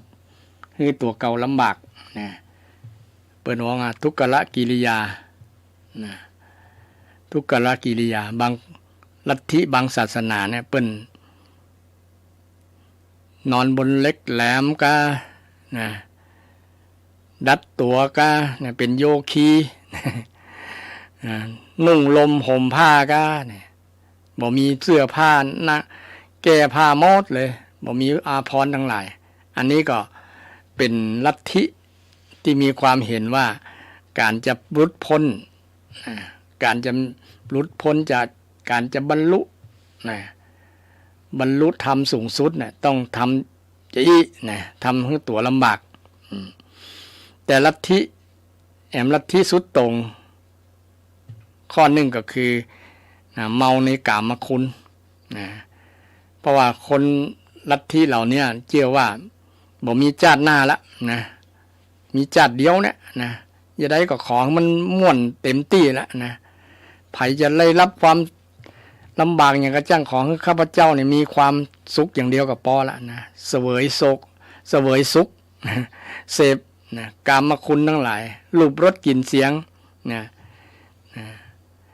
มีเมียมีผัวนักนะสะสมกันนะเพราะว่าบ่มีความเชื่อว่าเรื่องชีวิตภายภาคหน้าชีวิตภายภาคหน้าปรโลกหน้าบ่เชื่อว่าโลกหน้ามีโลกหน้ามีหมู่นี้ก็จะเมากับเรื่องกินนอนรับเอลนะเล่นนะบ่สนใจเรื่องอย่างอื่นนะใครจะได้รับความเดือดร้อนบ่สนใจนี่อันนี้มันเป็นผลเสียที่หันได้ชัดเจนเลยนะหันแก่ตัวแล้วก็ทำให้คนอื่นเดือดร้อนโดยพฤติกรรมการกระทำของตัวเก่านั่นนะเป็นการแสวงหาความสุขเต็มที่นะเพื่อมามันอิ่มมันเต็มนะสมใจอยากที่ตัวเก่าเกิดมาแค่ชาติเดียวประมาณนั้นนะก็ทำให้ตัวเก่าได้รับความสบายในกามารมณ์นะในกามคุณทั้งหลายรูปรสกลิ่นเสียงโผฏฐัพพะนี่หมู่นี้นะเขาจะเมานะบ่สนใจเนี้ยนะวัดกับบักเข้าเหล้าก็กิน นะสัปอย่างที่เขาจะทำนะบ่นึกถึงเรื่องบาปเรื่องบุญเรื่องคุณเรื่องโทษเนี่ยนะเขาบ่เชื่อแล้วหรอนะคนประเภทนี้เดี๋ยวนี้ก็ยังมีเยอะนะเนาะศรัทธา นะวัดบอกเข้าพระเจ้าบอกไหวนะจนไก่ตึงวันนะหรือว่าทำบาปตึงวันนะบ่สนใจหมู่นี้เป็นว่าถือว่าสุดโต่งใช้ชีวิตแบบสุดโต่งมีความเห็นสุดโต่งก็เลยทำตามความหันตัวเก่าความเห็นตรงตัวเก่านะก็ในที่สุดมาก็ส่วนนักส่วนหลายนะ ประมาณ100%นั่นแหละ ก็จะบางคนก็กินแหนงเมื่อรุนโอ้ถ้าหูจะอีแล้วจะตั้งใจตั้งต้นชีวิตใหม่นะผมมาเมาในสิ่งหมู่นี้แล้วนะจะทำบำเพ็ญกุศลบำเพ็ญประโยชน์ต่างๆนะก็มีหลาย แต่ในหลักคำสอนของพระพุทธเจ้าเนี่ยถือว่าเป็นมัชฌิมาปฏิปทานะเกินกลางระหว่างทางสายกลางทางสายกลางนี่บอกใช่ว่ากลางในที่นี้แปลว่าครึ่งนะกลางในที่นี้ว่าบ่เอียงไปฝ่ายสุดตรง2สุดตรงนั่นนะอัตตกิลมัฏฐานุโยคเนี่ยประกอบตัวเก่าให้เดือดร้อนเนี่ยอันแรกนะอันที่สองนะทำให้ตัวเก่าเมาในสิ่งนั้นล้ำไปเกินไปในกามคุณในเบญจกามคุณรูปรสกลิ่นเสียงทั้งหลายเนี่ยทำให้ตัวเก่าเมาในสิ่งนั้นนะแต่คำว่าทางสายกลางในพุทธศาสนานี้ก็คือบ่เอียงเข้าทางใดทางหนึ่งนะบ่เอียงเข้าทางสุดโต่งนั่นแหละนะบ่เอียงนะบ่ทำให้ตัวเก่าลำบากก็จริงแต่ว่าบ่ได้เมานะบ่ได้เมาในเบญจกามคุณหรือว่าปัญจกามคุณนะบ่พระองค์สอนให้ติดยึดติดในสิ่งเหล่านั้นในสิ่งเบญจกามคุณทั้งหลายแต่บ่คือต้องอาศัยมันอยู่เหนือโลกนั่นเองอาศัยสิ่งเหล่านั้นแล้วคือพ้นจากโลกนี้ได้พ้นจากวัฏสงสารการเกิดแก่เจ็บตายการเกิดแก่เจ็บตายคือพ้นให้ได้ฉะนั้นหลักธรรมคำสอนของพระพุทธองค์เนี่ยเปิดน้อว่ามัชฌิมปฏิปทาทางสายกลางทางซุปเปอร์ไฮเวย์เนี่ยถ้าเปรียบเหมือนกับทางโลกเนาะซุปเปอร์ไฮเวย์เดินสบายบ่ได้รับผลกระทบสบายทางสายตรงสายเอกเลยละทางสายตรงเลนแรกก็คือสัมมาทิฏฐินี่สัมมาทิฏฐิคือความเห็นความเข้าใจที่ถูกต้องข้อที่สองสัมมาสังกัปปะสัมมาสังกัปปะนี่ความตรึกความตรึกนึกความดำริความคิดนั่นแหละความคิดที่ถูกต้องความคิดที่ถูกต้องคิดจะใดพระองค์ได้สอนให้คิดแบบถูกต้องคิดออกจากกามคุณถึงวันนี้คนมีความทุกข์กับเรื่องกามคุณเรื่องรูปสวยๆเรื่องเสียงเพราะเรื่องรสอร่อยเรื่องกลิ่นหอมๆพวกนี้นะให้ออกใจมันออกอย่าเป็นธาตุของมันอย่าตกเป็นธาตุของมันแต่อยู่เหนือมันใจมันจะอย่าเป็นให้มันใจใช้มันใช้มันเช่นใช้เงินเนี่ยไม่ใช่อย่าให้เงินใช้ทุกวันนี้คนเป็นทาสของเงินแทนที่จะเป็นเจ้านายเงินแต่เดี๋ยวนี้เป็นลูกน้องเงิน เพราะว่าถือว่าเงินคือพระเจ้าเงินคือพระเจ้าก็เลยตกเป็นทาสเขาจะคือทำผิดกฎหมายก็ยอมทำคำคือทุจริตคอร์รัปชันก็ยอมทำเพราะอำนาจเงินเป็นว่าตกใส่หินตกใส่หญ้าตายตกใส่ควายลาบแปลงกินตกใส่ที่ดินก็บิน คือมีอิทธิพลต่อจิตใจคนนะต่อจิตใจคนสิ่งเหล่านี้แหละเป็นลาภยศสรรเสริญนะสุขหมู่นี้คนเอาตกเป็นทาสนะเนี่ยใดบอกให้ตกเป็นทาสเนี่ยนะคิดหาทางออกนะหาทางออกให้ได้หาทางให้เป็นอิสระจากสิ่งเหล่านี้ให้ได้นะพระพุทธองค์ก็เลยหาวิธีบอกวิธีก็คือบำเพ็ญเนกขัมมะบารมีนะเนกก็คือออกนะเนกมาจากนินะเนกขัมพนะคือด้วยการข่มด้วยการออกนะออกก็คือการละเว้นละเว้นจากสิ่งที่บดีสิ่งที่เป็นบาปเป็นทั้งหลายเนี่ยนะถึงจะหลีกจากเบญจกามคุณได้นะถึงจะบติดนะมาฝึกมาฝนเช่นนักบวชสมณะชีพราหมณ์ทั้งหลายเนี่ยนะถึงแม้เขาบ่ได้บวชเป็นสมณะชีพราหมณ์ก็ตามแต่ว่าเขาทำอยู่ที่บ้านประพฤติอยู่ที่บ้านก็ได้อย่างเช่นศรัทธาช่วงเข้าพรรษาเนี่ยนะเขาจะตั้งใจนะประพฤติวัดปฏิบัติธรรมเขาก็อยู่ที่บ้านกับบ่เป็นหยังแต่ว่าอยู่ที่บ้านเขา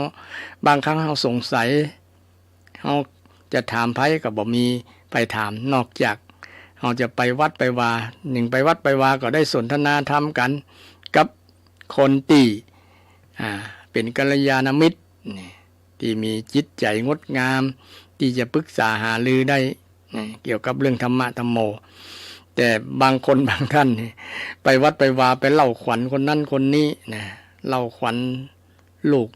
เล่าขวัญอันคนนั้นคนนี้ทำให้เป็นลักษณะที่ว่าเอาไฟในมาไฟในมาออกไฟในนำออกไฟนอกเข้านั่นนะอย่างนางวิสาขาที่ได้รับโอวาทจากพ่อนะก็มีโทรศัพท์มาก็ขออนุญาตรับโทรศัพท์ก่อนเนาะเจริญพรไหว้สาท่านพระครูยังไม่จะถามว่าถ้าส่งบางลูกมันจะได้ว่าสักลายค่ะก็แต่ก่อนเปิ้นคงจะคิดว่ามันดีอ่ะเนาะบางคนก็คิดว่ามันคิดตามคงแต่ก่อนคงมีอยู่ว่าขามอย่างป้ออาตมาน่ะก็ซักเสือเพ่นก็หรอนะแต่พอแม่นค่านิยมไงก็คิดเข้าใจผิดว่ามันขามมันขังเนาะมันกันนั่นกันนี่ได้แต่พออายุนักขึ้นแล้วเขาไปถามโยมป้อว่าป้อมันขังมันขามกว่าไปขามยังซักตามเขานะไอ้ว่าก็ยอมรับตามความคิดในสมัยนั้นเป็นละอ่อนเป็นนมเนาะเขาแม่ก็ซักเหรอกะแล้วว่าอันเป็นตะกอนเป็นใจมีดฟันมาเดียวเป็นใจปืนเนาะแม่นบางพระสงฆ์บางลูกโหลายได้ลายว่าคนปูเรื่องซักเนี่ยคนแต่ก่อนเปิ้นมีคติธรรม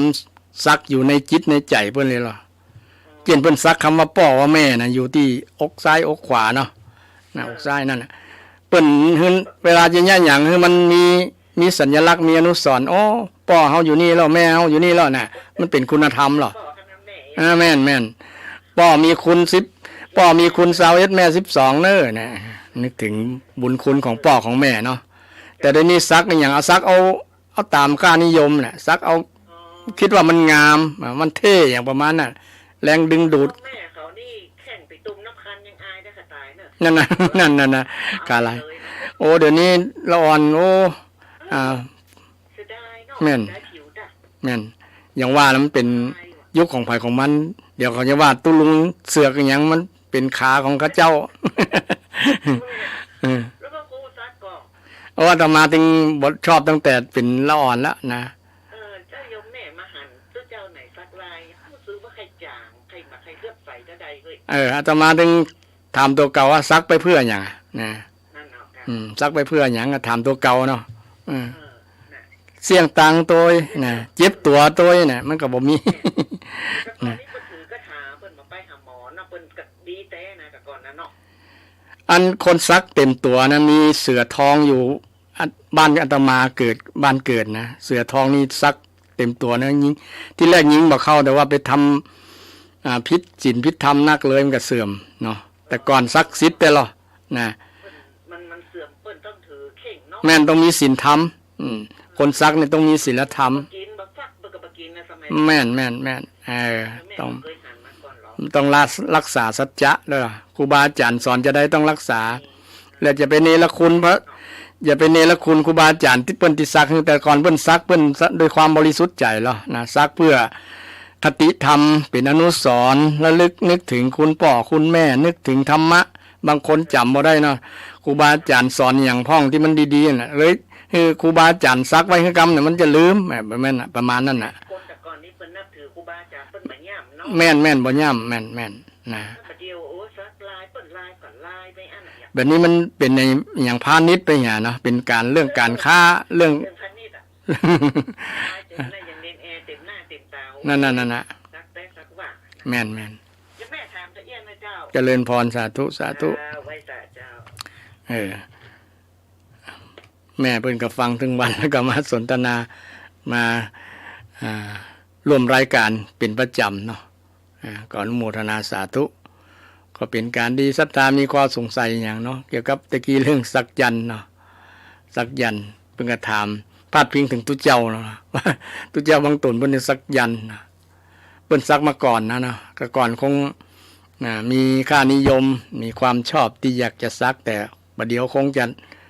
ก็มีหลายรูปหลายตนเนี่ยอาตมาได้ไปถามได้อย่างนะพระเจ้าละลาบละลุง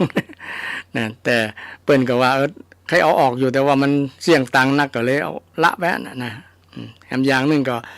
บางตัวบางพยัญชนะบางสระเนี่ยมันมีกล้ามีความหมายมันเป็นอนุสรณ์ในลึกนึกถึงมันก็เป็นประโยชน์เช่นคาถาบางอย่างเนี่ยมันมาจากพระไตรปิฎกก็หรอนะเปิ้นซักย่อไว้นะจำง่ายกันลืมกันลืมคนแต่ก่อนกันลืมเนาะไม่ใช่กันลูกปืนกันอาวุธอย่างนะแต่ว่ากันลืมเนี่ยซักเพื่อกันลืมโดยเฉพาะลืมพระคุณพ่อพระคุณแม่นะคนแต่ก่อนเป็นทหารก็เป็นอย่างครับจะไปชายแดนเนาะนะก็บ่มีอย่างเป็นที่ระลึกนึกถึงแตนก็เลยซักซักคาถาซักกรรมที่นึกถึงคุณพ่อคุณแม่เนี่ยที่เปิ้นปกครองดูแลเวลาไปต่อสู้กับข้าศึกศัตรู มันก็เป็นบางคนบ่ซักแต่ว่าเอาขอผ้าถุงแม่ไปห้อยไปมัดไว้ที่เอวที่ใดที่หนึ่งเนาะบางคนก็เอาหูแม่หูป่อไปสู่สนามรบตัวก็มีเนาะเนี่ยถึงบ่ซักยันก็เป็นที่มีความหมายแต่ก่อนนะแต่เดี๋ยวนี้มันบ่มีคติธรรมบ่มีความหมายเป็นเรื่องพาณิชย์ไปเนาะเป็นเรื่องอาชีพเนี่ยบางคนมีอาชีพซักยันเนี่ยรวยนะรวย ยิ่งดาราไปซักเนี่ยยิ่งมีค่านิยมโอ้เปิ้นยังข้ามฟ้าข้ามทะเลมาซักเนี่ยเฮาเป็นคนเจ้าถิ่นแท้ๆเป็นได้บ่ซักไงเอาอย่างเปิ้นนะเฮียนเปิ้นเนี่ยอย่างมีนี่ละดาราฮอลลีวูดดาราหลายคนหรอกมาซัก มาซักเนี่ยซักอันนั้นซักอันนี้เนี่ยไปก็คนที่เป็นมีหน้าที่อาชีพนี้ก็จะจังตุลุงมันละ เนี่ยจะซักบ่ได้นะจริงอาชีพมีหลายๆอย่างก็แต่ซักด้วยมีเหตุผลเนาะซักแล้วมีคติธรรมซักดีกะนะซักคาถาเช่นคาถาบอกฮือนี่ละคุณต่อพ่อต่อแม่อกตัญญูต่อพ่อต่อแม่นะซักไปเถอะนะดีเหรอเวลาเฮานึกหันลายที่เฮาซักไว้เนี่ยโอ้คำสอนแม่ไว้นี่ล้อคำสอนของพ่อนี่ล้อเนี่ยจำไว้เนี่ยมันจะเป็นประโยชน์นะเป็นประโยชน์กับการซักอันนั้นก็ดีนะมันจะบ่ได้เสียนั่นบ่ได้ นะบางคนน่ะซักเอางามเอาเท่เนาะเอาเท่คิดว่ามันเท่มันดีคน เป็นตีดึงดูดเพศตรงข้ามก็มีละบางคนว่านะมีความคิดแบบนั้นอ่ะความเข้าใจว่ามันดึงดูดต่อเพศตรงข้าม โดยเฉพาะเรื่องกามารมณ์เนี่ยก็มีหรอบางคนซักนะกามารมณ์แต่ไปถามเพศตรงข้ามหรือยังเขาชอบก็ถ้าเขาชอบก็โอเคนะถ้าเขาชอบนะยิ่งทำให้หลงไหลไปนะมูนี้เป็นเรื่องไสยศาสตร์ที่มันบอกสว่างมันมืดไสยนอนนะศาสตร์ที่นอนความรู้ที่มันนอนเนื่องนะมันบ่โปร่งใสเหมือนพุทธศาสตร์นะพุทธศาสตร์นะพุทธศาสตร์นี้จะทำอย่างต้องมีเหตุมีผลนะ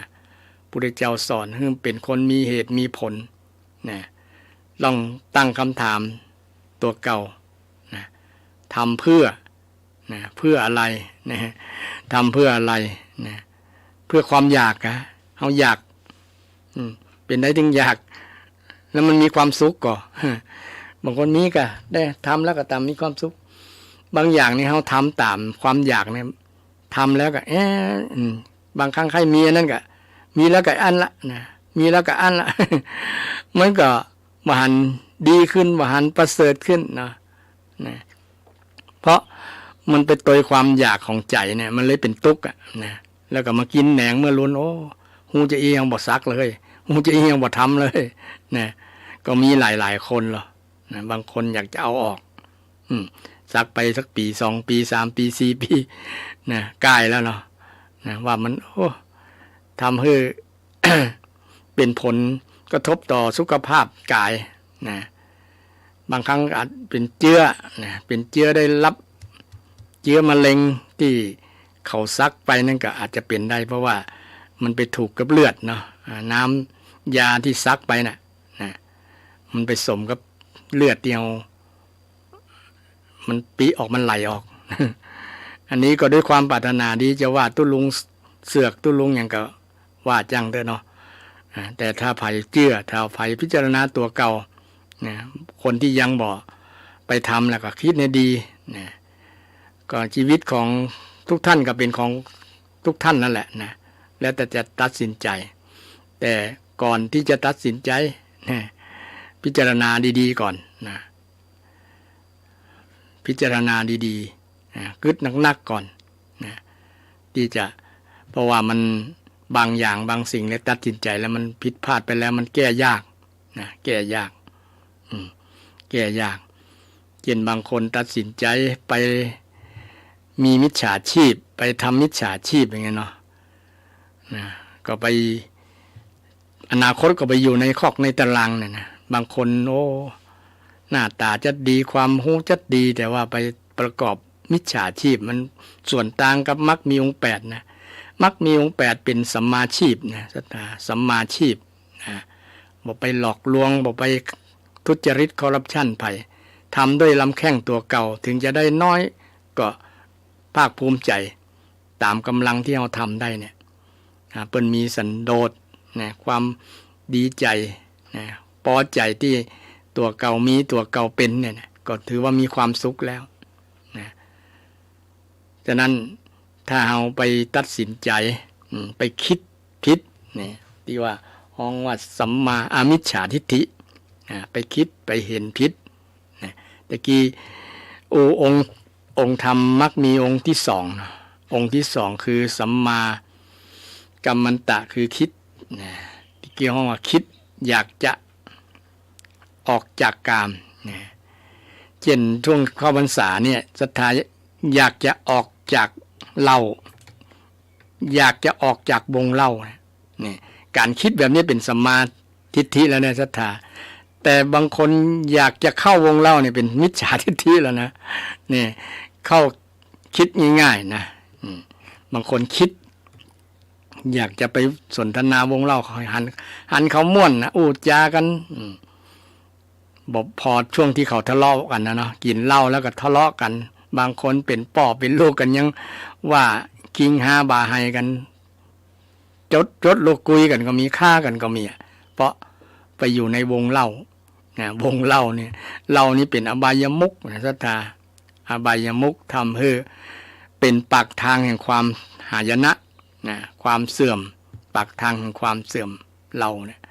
ช่วงเข้าพรรษาก็เรียนเชิญเจริญพรศรัทธานะถ้าเลิกได้ก็เลิกนะถ้าเลิกบ่ได้ก็ลดลงมาจะดีนะลดลงมาเกยดื่ม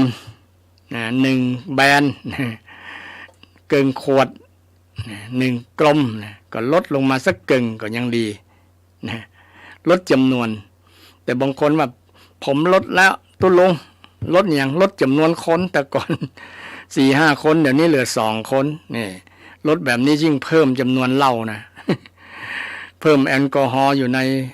ร่างกายมันทำให้ตับไตไส้ปอดอย่างต่างๆนะมันทำงานหนักนะโดยเฉพาะตับเนาะตับไตมันเนี่ยนะได้ทำงานหนักอย่างสาหัสสากันเลยทีเดียวนะทรมานทรมานอวัยวะของเรานะพักตับพักไตพ้องนะจะเป็นการดีบางคนเลิกได้แล้วนะโอ้ผิวพรรณวรรณะดีขึ้นพิษหูพิษตาเลยศรัทธานะพิษหูพิษตาอนุโมทนาสาธุอันนี้ เป็นความปรารถนาดีของตุเจ้านะใครจะว่าจะได้กระจังแต่อาตมาในฐานะ เป็นตุเจ้าทำหน้าที่ว่าจีบอกว่าอันนี้บ่ดีบ่ถูกนะพุทธเจ้าสอนบ่ถูกเด้อไม่ใช่ว่าคำสอนอาตมานะคำสอนของพระสงฆ์พระพุทธเจ้านะเพิ่นสอนมาโดยเฉพาะในพระสูตรอันแรกเนี่ยที่เรียกว่าธรรมจักรปวัตนสูตรเนี่ยในนั้นมีความหมายอริยสัจสี่อริยสัจสี่ทุกข์สมุทัยนิโรธมรรคเดี๋ยวนี้กำลังอู้เรื่องมรรคหนทางชีวิตของเราหนทางดำเนินชีวิต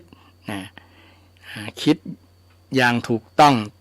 อันแรกเข้าใจอย่างถูกต้องหรือว่าเห็นอย่างถูกต้องอันที่สองนี้คิดอย่างถูกต้องคิดจะออกจากบาปนั่นเองเนาะคิดจะออกจากบาปเช่นเราติดสิ่งเสพติดติดการพนันเนี่ยออกจากการพนันติดเม่ยิงติดปอดใจมูนี่ออกจากมูนี่ออกจากการออกในเบื้องห้องวันนิคัมมะเนคคัมมะเนี่ยนะเนคคัมมะการออกจากอบายออกจากบาปลดละเลิกโดยที่เป็นผลดีต่อสุขภาพของเราต่อสุขภาพกายต่อสุขภาพใจครอบครัวก็จะอบอุ่นดีใจโดยยินดีโดยมีความสุขกับเฮาโดยฉะนั้นเชิญชวนมวลบรรดาศรัทธาทุกท่านทุกคนสิ่งที่เราจะทำเป็นห้องว่าเป็นพุทธบูชาปฏิบัติบูชาบูชาคุณงามความดีโดยการประพฤติดีของเฮาเนี่ยถวายเพราะคือกับพระพุทธเจ้าของเฮาเป็นพุทธบูชาโดยการกระทำความดีช่วงเข้าพรรษาถึงแม้ว่าจะ90 วันก็ตามก็ยังเป็นการริเริ่มที่ดีเนี่ยการริเริ่มการคิดที่ดีเนี่ยเป็นสัมมาสังกัปปะเนอะศรัทธาสัมมาสังกัปปะคิดดีคิดจะออกจากบาปคิดจะออกจากกรรมคุณออกจากสิ่งที่บดีทั้งหลายที่มันเฮากำลังตกอยู่เป็นทาสของมันอยู่เนี่ยใครคิดออกได้คนนั้นก็สุดยอดความเป็นคนละศรัทธาท่านผู้ฟังเจนติดบุรีเลิกได้เนี่ยโอ้อนุโมทนาสาธุถือว่าสุดยอดจิตใจเข้มแข็งมากไผติดเหล้าเลิกยาวเลยบอกแค่พรรษาเนี่ยยาวตลอดไปเลยตลอดชีวิตเลยอนุโมทนาสาธุไผเลิกการพนันไผเลิกเรื่องอบายมุขอื่นๆเช่นติดเรื่องเพศมีกิ๊กมีจู้มีอย่างหมดเนี่ยเนาะก็คือเลิกโดยเอาพรรษานี้เป็นหลักเลิกเลยเลิกงดพฤติกรรมอันนั้นน่ะก็ถือว่าเป็นบุญกุศลอันยิ่งใหญ่เลยศรัทธาและไผเลิกความขี้ค้านความขี้ค้านก็เป็นอบายมุขนะศรัทธาท่านผู้ฟังความขี้ค้านนะขี้ค้านขี้เกียจเนี่ยนะบ่มันบ่เปิ้นไป มีการงานหลัดงานหลวงงานส่วนรวมงานส่วนตัวอย่างกับขี้ค้านบ่เนี้ยอย่างสักอย่างเนี่ย ถือว่าเป็นอบายมุขนะบ่ทำการทำงานแล้วมันจะมีเงินมีทองว่ามีกินมีอย่างที่ไหนนอกจากจะไปลักขโมยเปิ้นกินเนาะบางคนมีหรอ บ่ไปทำการทำงานเนี่ยแต่มีซื้อนั้นซื้อนี้ดีแสดงว่าไปมีมิจฉาชีพไปทำมิจฉาชีพเนี่ยไปลักขโมยของเปิ้นนะไปงัดไปแงะนี่ไปทำสิ่งที่เป็นมิจฉาคือผิดนะผิดศีลธรรมแทนที่จะหมั่นขยันนะทางพุทธศาสนาสอนให้คนหมั่นคนขยันนะศรัทธาโดยเฉพาะวิริยะนะในมรรคมีองค์8ก็มีหรอสัมมาวายามะคือเปลี่ยนมือขยันนะมันโดยเฉพาะเปลี่ยนขยันละสิ่งที่เป็นบาปเป็นกุศลเนี่ยระวังก่อนระวังบอกให้มันเกิดขึ้นกับใจเนี่ยในพรรษานี้ก็เราเจริญมรรคมีองค์8ข้อที่ว่าสัมมาวายามะสัมมาอาชีวะอันก่อนหน้านี้แล้วเนาะอาชีวะก็คือมีอาชีพที่ดีนะอาชีพที่ถูกต้องบ่ผิดกฎหมายบ่ผิดศีลธรรมนะสัมมาวาจาเนี่ยสัมมาวาจาก็เป็นมรรคมีองค์8นะสัมมาวาจาคือบ่จุหลอกลวงไผบ่ทำบ่โอ้คือคนผิดหัวกันนี่บ่โอ้สิ่งที่หยาบคายนะบ่โอ้เกินความจริงเปิ้นฮ้องว่าบ่อู้ไปเรื่อยนะอู้ไปเรื่อยบ่มีเหตุบ่มีผลเกินเหตุเกินผลนะที่เป็นภาษาบาลีมี4ข้อเนาะสัมมาวาจาสัมมาวาจาเนี่ยนะ1มุสาวาท2ปิสุนาวาท3พลุสวาท4สัมปราวาทนะ4อย่างเนี้ย4ข้อเนี่ยนะเว้นจากการจุนะพูดเท็จนะมุสาวาทก็คือพูดเท็จปิสุนาวาจาก็คือเว้นจากการพูดส่อเสียดก็คือทำให้คนผิดกันนะทำให้คนเป็นฟักเป็นฝ่ายนะผิดหัวกันมีเราบางคนนะจุให้คนนั้นผิดกันแล้วจะมีความสุขอ่ะก็มีคนแบบนี้ก็มี หรือว่าไปหาพวกหาโมเข้าข้างตัวเก่าว่าคนนั้นเป็นเจ้าคนนี้เป็นมันบ่ดีเนาะอย่างนี้เนาะคือคนอื่นหันตัวแล้วคนที่หันตัวก็ไปว่าต่อว่ามึงว่านะเนี่ยนี่ผิดกันแล้วล่ะศรัทธานี่เป็นบาปเป็นกรรมนักนะคือละกรรมโอที่เป็นปิสุนาวาทบางคนก็ชอบกรรมโอที่หยาบคายที่ลามกจกเปรตเหมือนนั้นเปิ้นฮ้องว่าพลุสวาทก็คือขวานคำพูดเหมือนขวานผ่าซากขวานผ่าซากมันเวลาไปซับไม้ซับอย่างดังป๊อกดังชับมันบ่ม่วนหัวเนาะต้องใจกรรมโอที่เป็นปิสุนาวาจาเป็นปิยวาจาเป็นปิยวาจาคือวาจาที่ไพเราะม่วนหูแตนกรรมโอที่เป็นพรุสวาทปิยวาจาคำอ่อนหวานในช่วงเทศกาลเข้าพรรษานี่เขาก็ไปบำเพ็ญไปเจริญมรรคมีองค์8นี่แหละศรัทธาอยู่ในชีวิตประจำวันเขาก็ทำได้นะบ่ต้องไปวัดไปวาก็เจริญมรรคมีองค์8ได้เช่นเอาอยู่กับสังคมเนี่ยปฏิบัติตัวยึดลักมรรคมีองค์8เนี่ยความเข้าใจที่ถูกข้อแรกเนาะแล้วก็ความคิดที่ถูกข้อที่2เนี่ยข้อที่3กรรมโอที่ถูกต้องเนี่ยข้อที่4เนี่ยการกระทำที่ถูกต้องก็คือมีศีลเนี่ยการกระทำที่ถูกต้องคือบ่ไปฆ่าไผบ่ไปลักขโมยไผเนี่ยบ่ไปประพฤติผิดในกามการกระทำแล้วก็อาชีพที่ถูกต้องคือบ่ผิดศีลธรรมบ่ผิดกฎหมายก็มีหลายๆรายแล้วผิดกฎหมายเดี๋ยวนี้มีพวกทุจริตคอร์รัปชันกับคอเซ็นเตอร์นะจะมีโทรศัพท์อย่างวันนั้นเขา ส่งขึ้นมาก็ขอ นำมาเล่ามาอู้ต่อเนาะมันจึงมีโทรศัพท์แบบหันหน้าหันตาเนี่ยนะจูงเฮาโอนสตางค์นะจูงเฮาโดยเอาคนที่กำลังอู้เนี่ยนะเป็นหน้าเป็นตาคือเป็นไอ้หน้าเหมือนกับลูกกับหลานเฮาเนี่ยนะแต่กำอู้เป็นคนที่กำลังหลอกนั่นแหละนะเวลาอู้เนี่ยเขาเนี่ยจะได้กับเก่งเหมือนกันนะหมู่นั่นนะยอมรับว่าเขาเก่งแต่ว่าเก่งในทางที่บ่ดีนะหลอกลวงเนี่ยเอาหน้าเอาตาไปใส่แล้วก็บอกว่าแม่ขอโอนเงินกำเนิดกำลังเดือดร้อนกำลังจะไปซื้อนั้นซื้อนี่เนี่ยแม่ก็หันหน้าลูกในวิดีโอคอลนั่นน่ะก็ลงกดเงินเถอะนะบัดเดี๋ยวนี้มันง่ายแล้วเนาะนะง่ายโอนแป๊บเดียวแค่บอกถึงนาทีนะโอนต่อใดก็เงินอยู่ในบัญชีต่อใดก็สามารถโอนเข้ากับนั่นได้นะแบบเปิดว่ามีอย่างก็โอนทั้งออนไลน์โอนทั้งเนี่ยนะซึ่งเป็นเป็นมิจฉาชีพนะเป็นมิจฉาชีพที่เกิดขึ้นในสังคมเริ่มแพร่กระจายขึ้นเรื่อยๆนะไผที่เชื่อง่ายอย่างง่ายต้องพิจารณาต้องไตร่ตรองก่อนว่ามันเสียงลูกเฮาแต่ก็บางครั้งมันดัดเสียงคล้ายๆนะมันต้องศึกษามาเมินละนะว่าคนไหนมีลูกมียิงปอดใจ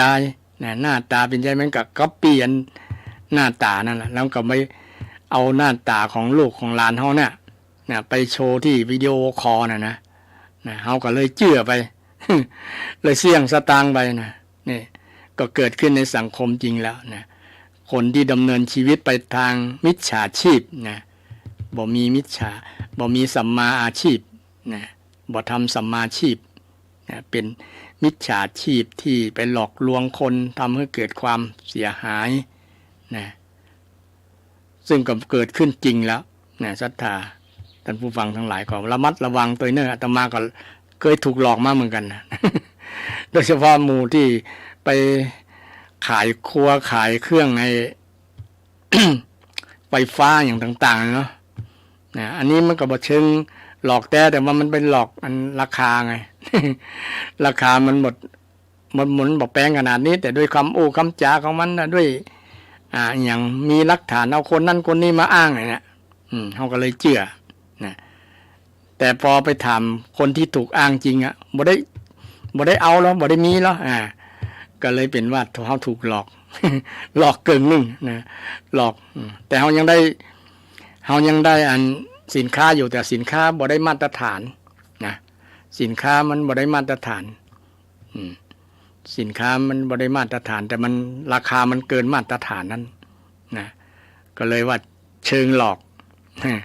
เชิงถูกหลอกในด้วยกำอูกำจ่าด้วยหลักฐานอย่างต่างๆนี่ก็มีบ่อยๆนะก็เป็นประสบการณ์ที่เป็นบทเรียนราคาแพงเนาะ บทเรียนราคาแพงแต่บางครั้งเขาก็ฮู้อยู่เช่นคนมาขอสตางค์เนี่ยตุลุงขอสตางค์เมื่อบ้านกันบ่มีสตางค์กล้าลดเอ้าแล้วคุณมาจะได้มาถึงนี่ คุณบ่มีสตางค์มาขอสัก200-300เนี่ยนะไปเนี่ยขอเตอร์เขาก็รู้มันหาวิธีที่เอาง่ายๆเนาะบางคนมันก็คิดว่าตู้เจ้าตนเมตตานะเมตตา นะเมตตาต่อคนหลายๆคนนะใจบ่จะใจง่ายนะตนเมตตาซะตาอย่างหลวงพ่อหลวงหลวงน้าหลายๆรูปนะครูบาอาจารย์หลายๆรูปนะเปิ้นตนเมตตาเปิ้นก็ฮู้อยู่นะแต่ว่าเปิ้นเอาฮื้อไปบางครั้งจ้างมันหนีว่าไง จ้างมันหนีนะบางครั้งทำบ่ได้มันก็อู้อยู่หั่นละนะอู้อยู่หั่นนะอู้อยู่หั่นอันนี้เป็นเรื่องมิจฉาชีพนะมิจฉาชีพก็ฝากด้วยการที่จะดำเนินชีวิตไปบนเส้นทางมิจฉาชีพมันผิดเป็นการดำเนินชีวิตผิดนะพุทธเจ้าก็ได้สอนมาตั้งแต่ 2,000 กว่าปีมาแล้วศรัทธานะ เป็นมิจฉาอาชีวะมิจฉาชีพการมีจิตใจที่ตั้งจิตตั้งใจมีความเพียรมีความเพียรมีความขยันหมั่นเพียรชื่อว่ามีสัมมาวายามะวายามะแปลว่าความเพียรศรัทธาความเพียรความขยันหมั่นเพียรแต่ในหลักทางพุทธศาสนาเพียรจะได้1เพียรระวัง2เพียรละ1เพียรระวัง2เพียรละเพียรละ1เพียรระวัง2เพียรละ3เพียรทำเพียรทำหรือเพียรเจริญ4เพียรรักษาเพียรรักษาเพียรรักษาเพียรระวังเช่นเฮาระวังอย่างพ่องระวังในที่นี้ระวังบาประวังกุศลโดยเฉพาะใจเฮาเนี่ยระวังกุศลอย่าให้เกิดขึ้นกับใจเฮาอย่าเปิดประตูให้กิเลสอย่าเปิดประตูให้ความโลภเข้ามาอย่าเปิดประตูให้ความโกรธเข้ามาจิตใจอย่าเปิดประตูให้ความหลงเข้ามาจิตใจเฮาระวังไว้ปิดประตูไว้เปลี่ยนระวังเปลี่ยนระวังอันแรกระวังเหมือนกับยามดูแลที่ปากประตูที่ไผเข้าไผออกเนาะยามจะรู้ดีนี่ไผเข้าก็ฮู้ไผออกก็ฮู้นี่ยามในที่นี้ยามในที่นี้คือสติเนี่ยแล้วก็สตินี่ใช้ความเพียรความเพียรโดยเจริญความเพียรพยายามความเพียรระวังถ้าระวังแล้วมันเกิดขึ้นแล้วมันเผลอแล้วมันเผลอที่มันเผลอก็เพราะว่ามันขาดสติมันระวังแล้วแต่ว่ามันเผลอขาดสติมันเข้ามาเช่นความโกรธโอ้บ่พอใจวันนี้ความโกรธเกิดแล้วนะเมื่อความโกรธเกิดก็มีเสียงเอะอะโวยวายทะเลาะวิวาทกันบ่พอใจกันถึงกับห้ำหันฆ่ากันได้เพราะเฮาขาดสติบ่ระวังบ่ไปปิดประตูให้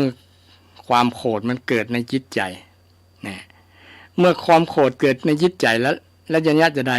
มีวิธีก็มีมีวิธีที่จะทำให้ความโกรธระงับอย่างน้อยก็ความโกรธนี้เป็นตัวตุกศรัทธาเป็นตัวตุกวิธีจะหูตันตุกก็คือ1มีเจริญสติแล้วก็เจริญสมาธิไปตัวมันจะหูตันว่านี่ตุกแล้วนะความโกรธเขากำลังโกรธแล้วเนี่ยเมื่อรู้ตัวระลึกได้หูตัวระลึกตัวระลึกนี่คือสติเจริญสติสัมมาสติระลึกตัวเวลาตุกกำลังเกิดเพราะว่าตุกเนี่ยเรามีหน้าที่หูจักมันแต่เดี๋ยวนี้คนส่วนหลายบอกหูจักตุก ที่สำคัญไปเข้าใจว่าความตุกเป็นความสุขนี่สำคัญอย่างที่ว่าตะกี้เนี่ยอันไปซักยันต์คิดว่ามันเป็นความสุขเอาไปมาคิดได้ที่หลังว่ามันบ่ใจแล้วเนี่ยรังเกียจจะเอาออกคำละถ้าว่าเป็นความสุขอย่างจะเอาออกเนี่ยอันนี้ความเข้าใจว่าตุกเป็นสุขแต่อันนี้ตุกจริงๆก็คือความโกรธมันเป็นต้นเหตุทำให้เกิดตุกเรากำลังโกรธนั้นมันจะไปทำลายจิตใจของเราหนักขึ้นเมื่อสติรู้สติระลึกได้หูตัวโดยที่เจริญสมาธิโดยคนเราถ้า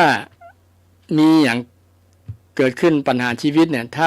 จิตบ่สงบมันจะบ่รู้มันจะบ่หูบ่หันเปิ้นจึงแนะนำให้เจริญสติและเจริญสมาธิไปตัวสมาธิเนี่ยเมื่อจิตมันนิ่งมันสงบแล้วจะหันจิตของเฮาเนี่ยจิตโกรธก็จิตบ่โกรธจิตโลภจิตหลงจิตมีโทสะจิตมีโมหะหมู่เนี่ยจะหันเพราะว่ามันสงบแล้วจะหัน นะ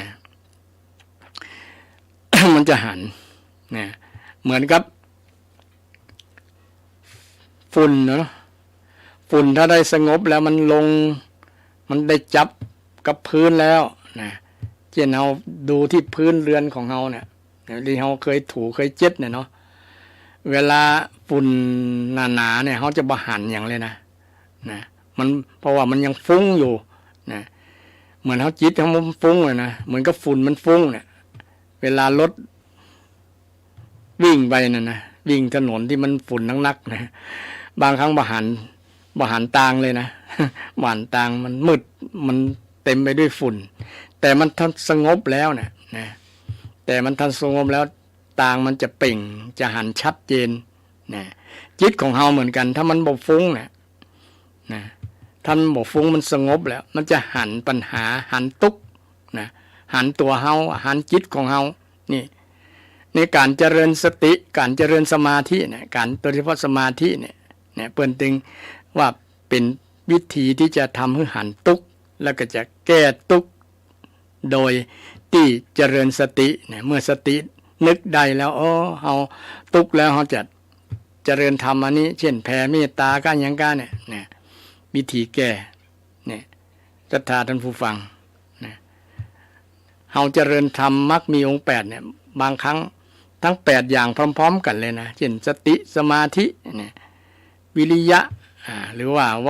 วายามะเนี่ยนะความเพียรเนี่ยมันไปพร้อมๆกันหมดเลยทั้ง8ข้อบ่ใช่ว่าเอาทีละข้อนะแต่ว่าที่แยกให้หันเนี่ยด้วยปัญญาของพระพุทธเจ้านะแยกให้หันว่าอันนี้คือสัมมาทิฏฐิอันนี้คือสัมมาสังกัมปะความคิดความดำริอันนี้คือกรรมอู้เนี่ยแยกไปแต่มักมีองค์8เป็นก้อนเดียวกันศรัทธาเป็นก้อนเดียวกันพร้อมๆกันแม้แต่เฮากำลังอู้อยู่เนี่ยก็ต้องเจริญสติโดยสมาธิโดยท่านอู้บ่ได้นะอย่างอาตมาอู้นี่ถ้าบ่มีสมาธิอู้นี่ก็ต้องอู้บ่ได้ไปบ่ได้ละนะเพราะว่ามันบ่มีสมาธินะต้องมีสมาธิโดยคำอู้นะแล้วก็ต้องมีความเปลี่ยนอู้ได้ครบ2ชั่วโมงเดี๋ยวนี้ใกล้จะ2ชั่วโมงแล้วเนาะ56นาทีทำ3นาทีนะก็จะนำรายการจากท่านผู้ฟังไปนะนี่กำลังอู้เรื่องมักมีองค์8นะที่พระพุทธเจ้าสอนไว้ในธรรมจักรกับปวัตตนสูตรนะสอนให้กับพระปัญจวัคคีย์ทั้ง5รูป5องค์ที่ได้ฟังเป็นกลุ่มแรกนะฟังเทศน์ครั้งแรกเกิดขึ้นในโลกแล้วก็เกิดพระอรหันต์ซึ่งตรงกับวันขึ้น15ค่ำเดือน8ใต้เดือน10เหนือเดือน8ใต้เดือน10เหนือซึ่งวันนี้ก็ขึ้น12ค่ำแล้ว3วันที่จะตรงกับวันสำคัญทางพุทธศาสนาถ้าบ่มีวันนี้พระพุทธเจ้าบ่ได้แสดงธรรมนะศรัทธาเฮาก็จะบ่ได้ฟังเทศน์ฟังธรรมพระเจ้าแล้วเพราะว่าพระองค์ได้แสดงธรรมที่เป็นสมบัติอันล้ำค่าเป็นสิ่งที่น่ารักษาน่าเทิดทูนไว้ยิ่งกว่าชีวิตของเราคือทำคำสอนที่เป็นแนวหลักปฏิบัติดำเนินชีวิตของเราเป็นแนวทางเป็นทางดำเนินชีวิตของเรามักมีองค์8นะในอริยสัจ4เนี่ยซึ่งในวันขึ้น15ค่ำเดือน8เดือน8ใต้เดือน10เหนือซึ่งตรงกับวันสำคัญทางพุทธศาสนาเป็นวันอาสาฬหบูชา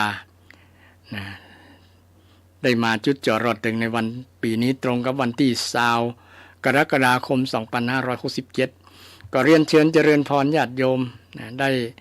ปฏิบัติตัวปฏิบัติตน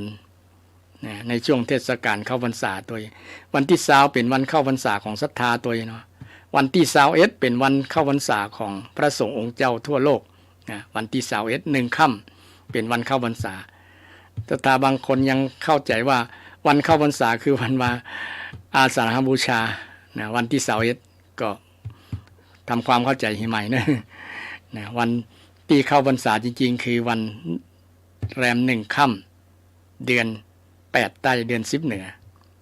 ตรงปีนี้ตรงกับวันที่ 21นะแต่วันที่20นี้เป็นวันสำคัญทางพุทธศาสนาเป็นวันที่พระพุทธเจ้าแสดงธรรมครั้งแรกเป็นวันที่พระพุทธเจ้านะได้แสดงธรรมจักรปวัตตนสูตรแล้วเกิดพระรัตนตรัยครบ3รัตนะคือพุทธรัตนะคือพระพุทธเจ้าธรรมรัตนะคือคำสอนนะคำสอนของพระเจ้าสังฆรัตนะคือเกิดพระสงฆ์องค์แรกนะพระสงฆ์องค์แรกครบนะพระสงฆ์สาวกนะที่เป็นสาวกของพระเจ้านะคือพระอัญญาโกณฑัญญะเป็นองค์แรกเกิดขึ้นในโลกนะซึ่งเกิดขึ้นมา 2,000 กว่าปีมาแล้วฉะนั้นในเทศกาลเข้าพรรษาก็เรียนเชิญเจริญพรทุกท่านทุกคนนะได้ทำคุณงามความดีนะด้วยการละอบายมุขทั้งหลายละอกุศลทั้งหลายได้ตั้งสัจจะอธิษฐานสร้างคุณงามความดีในพรรษานี้โดยทั่วกันเวลาหมดเวลาอาตมาขอนำรายการไปก่อนขอ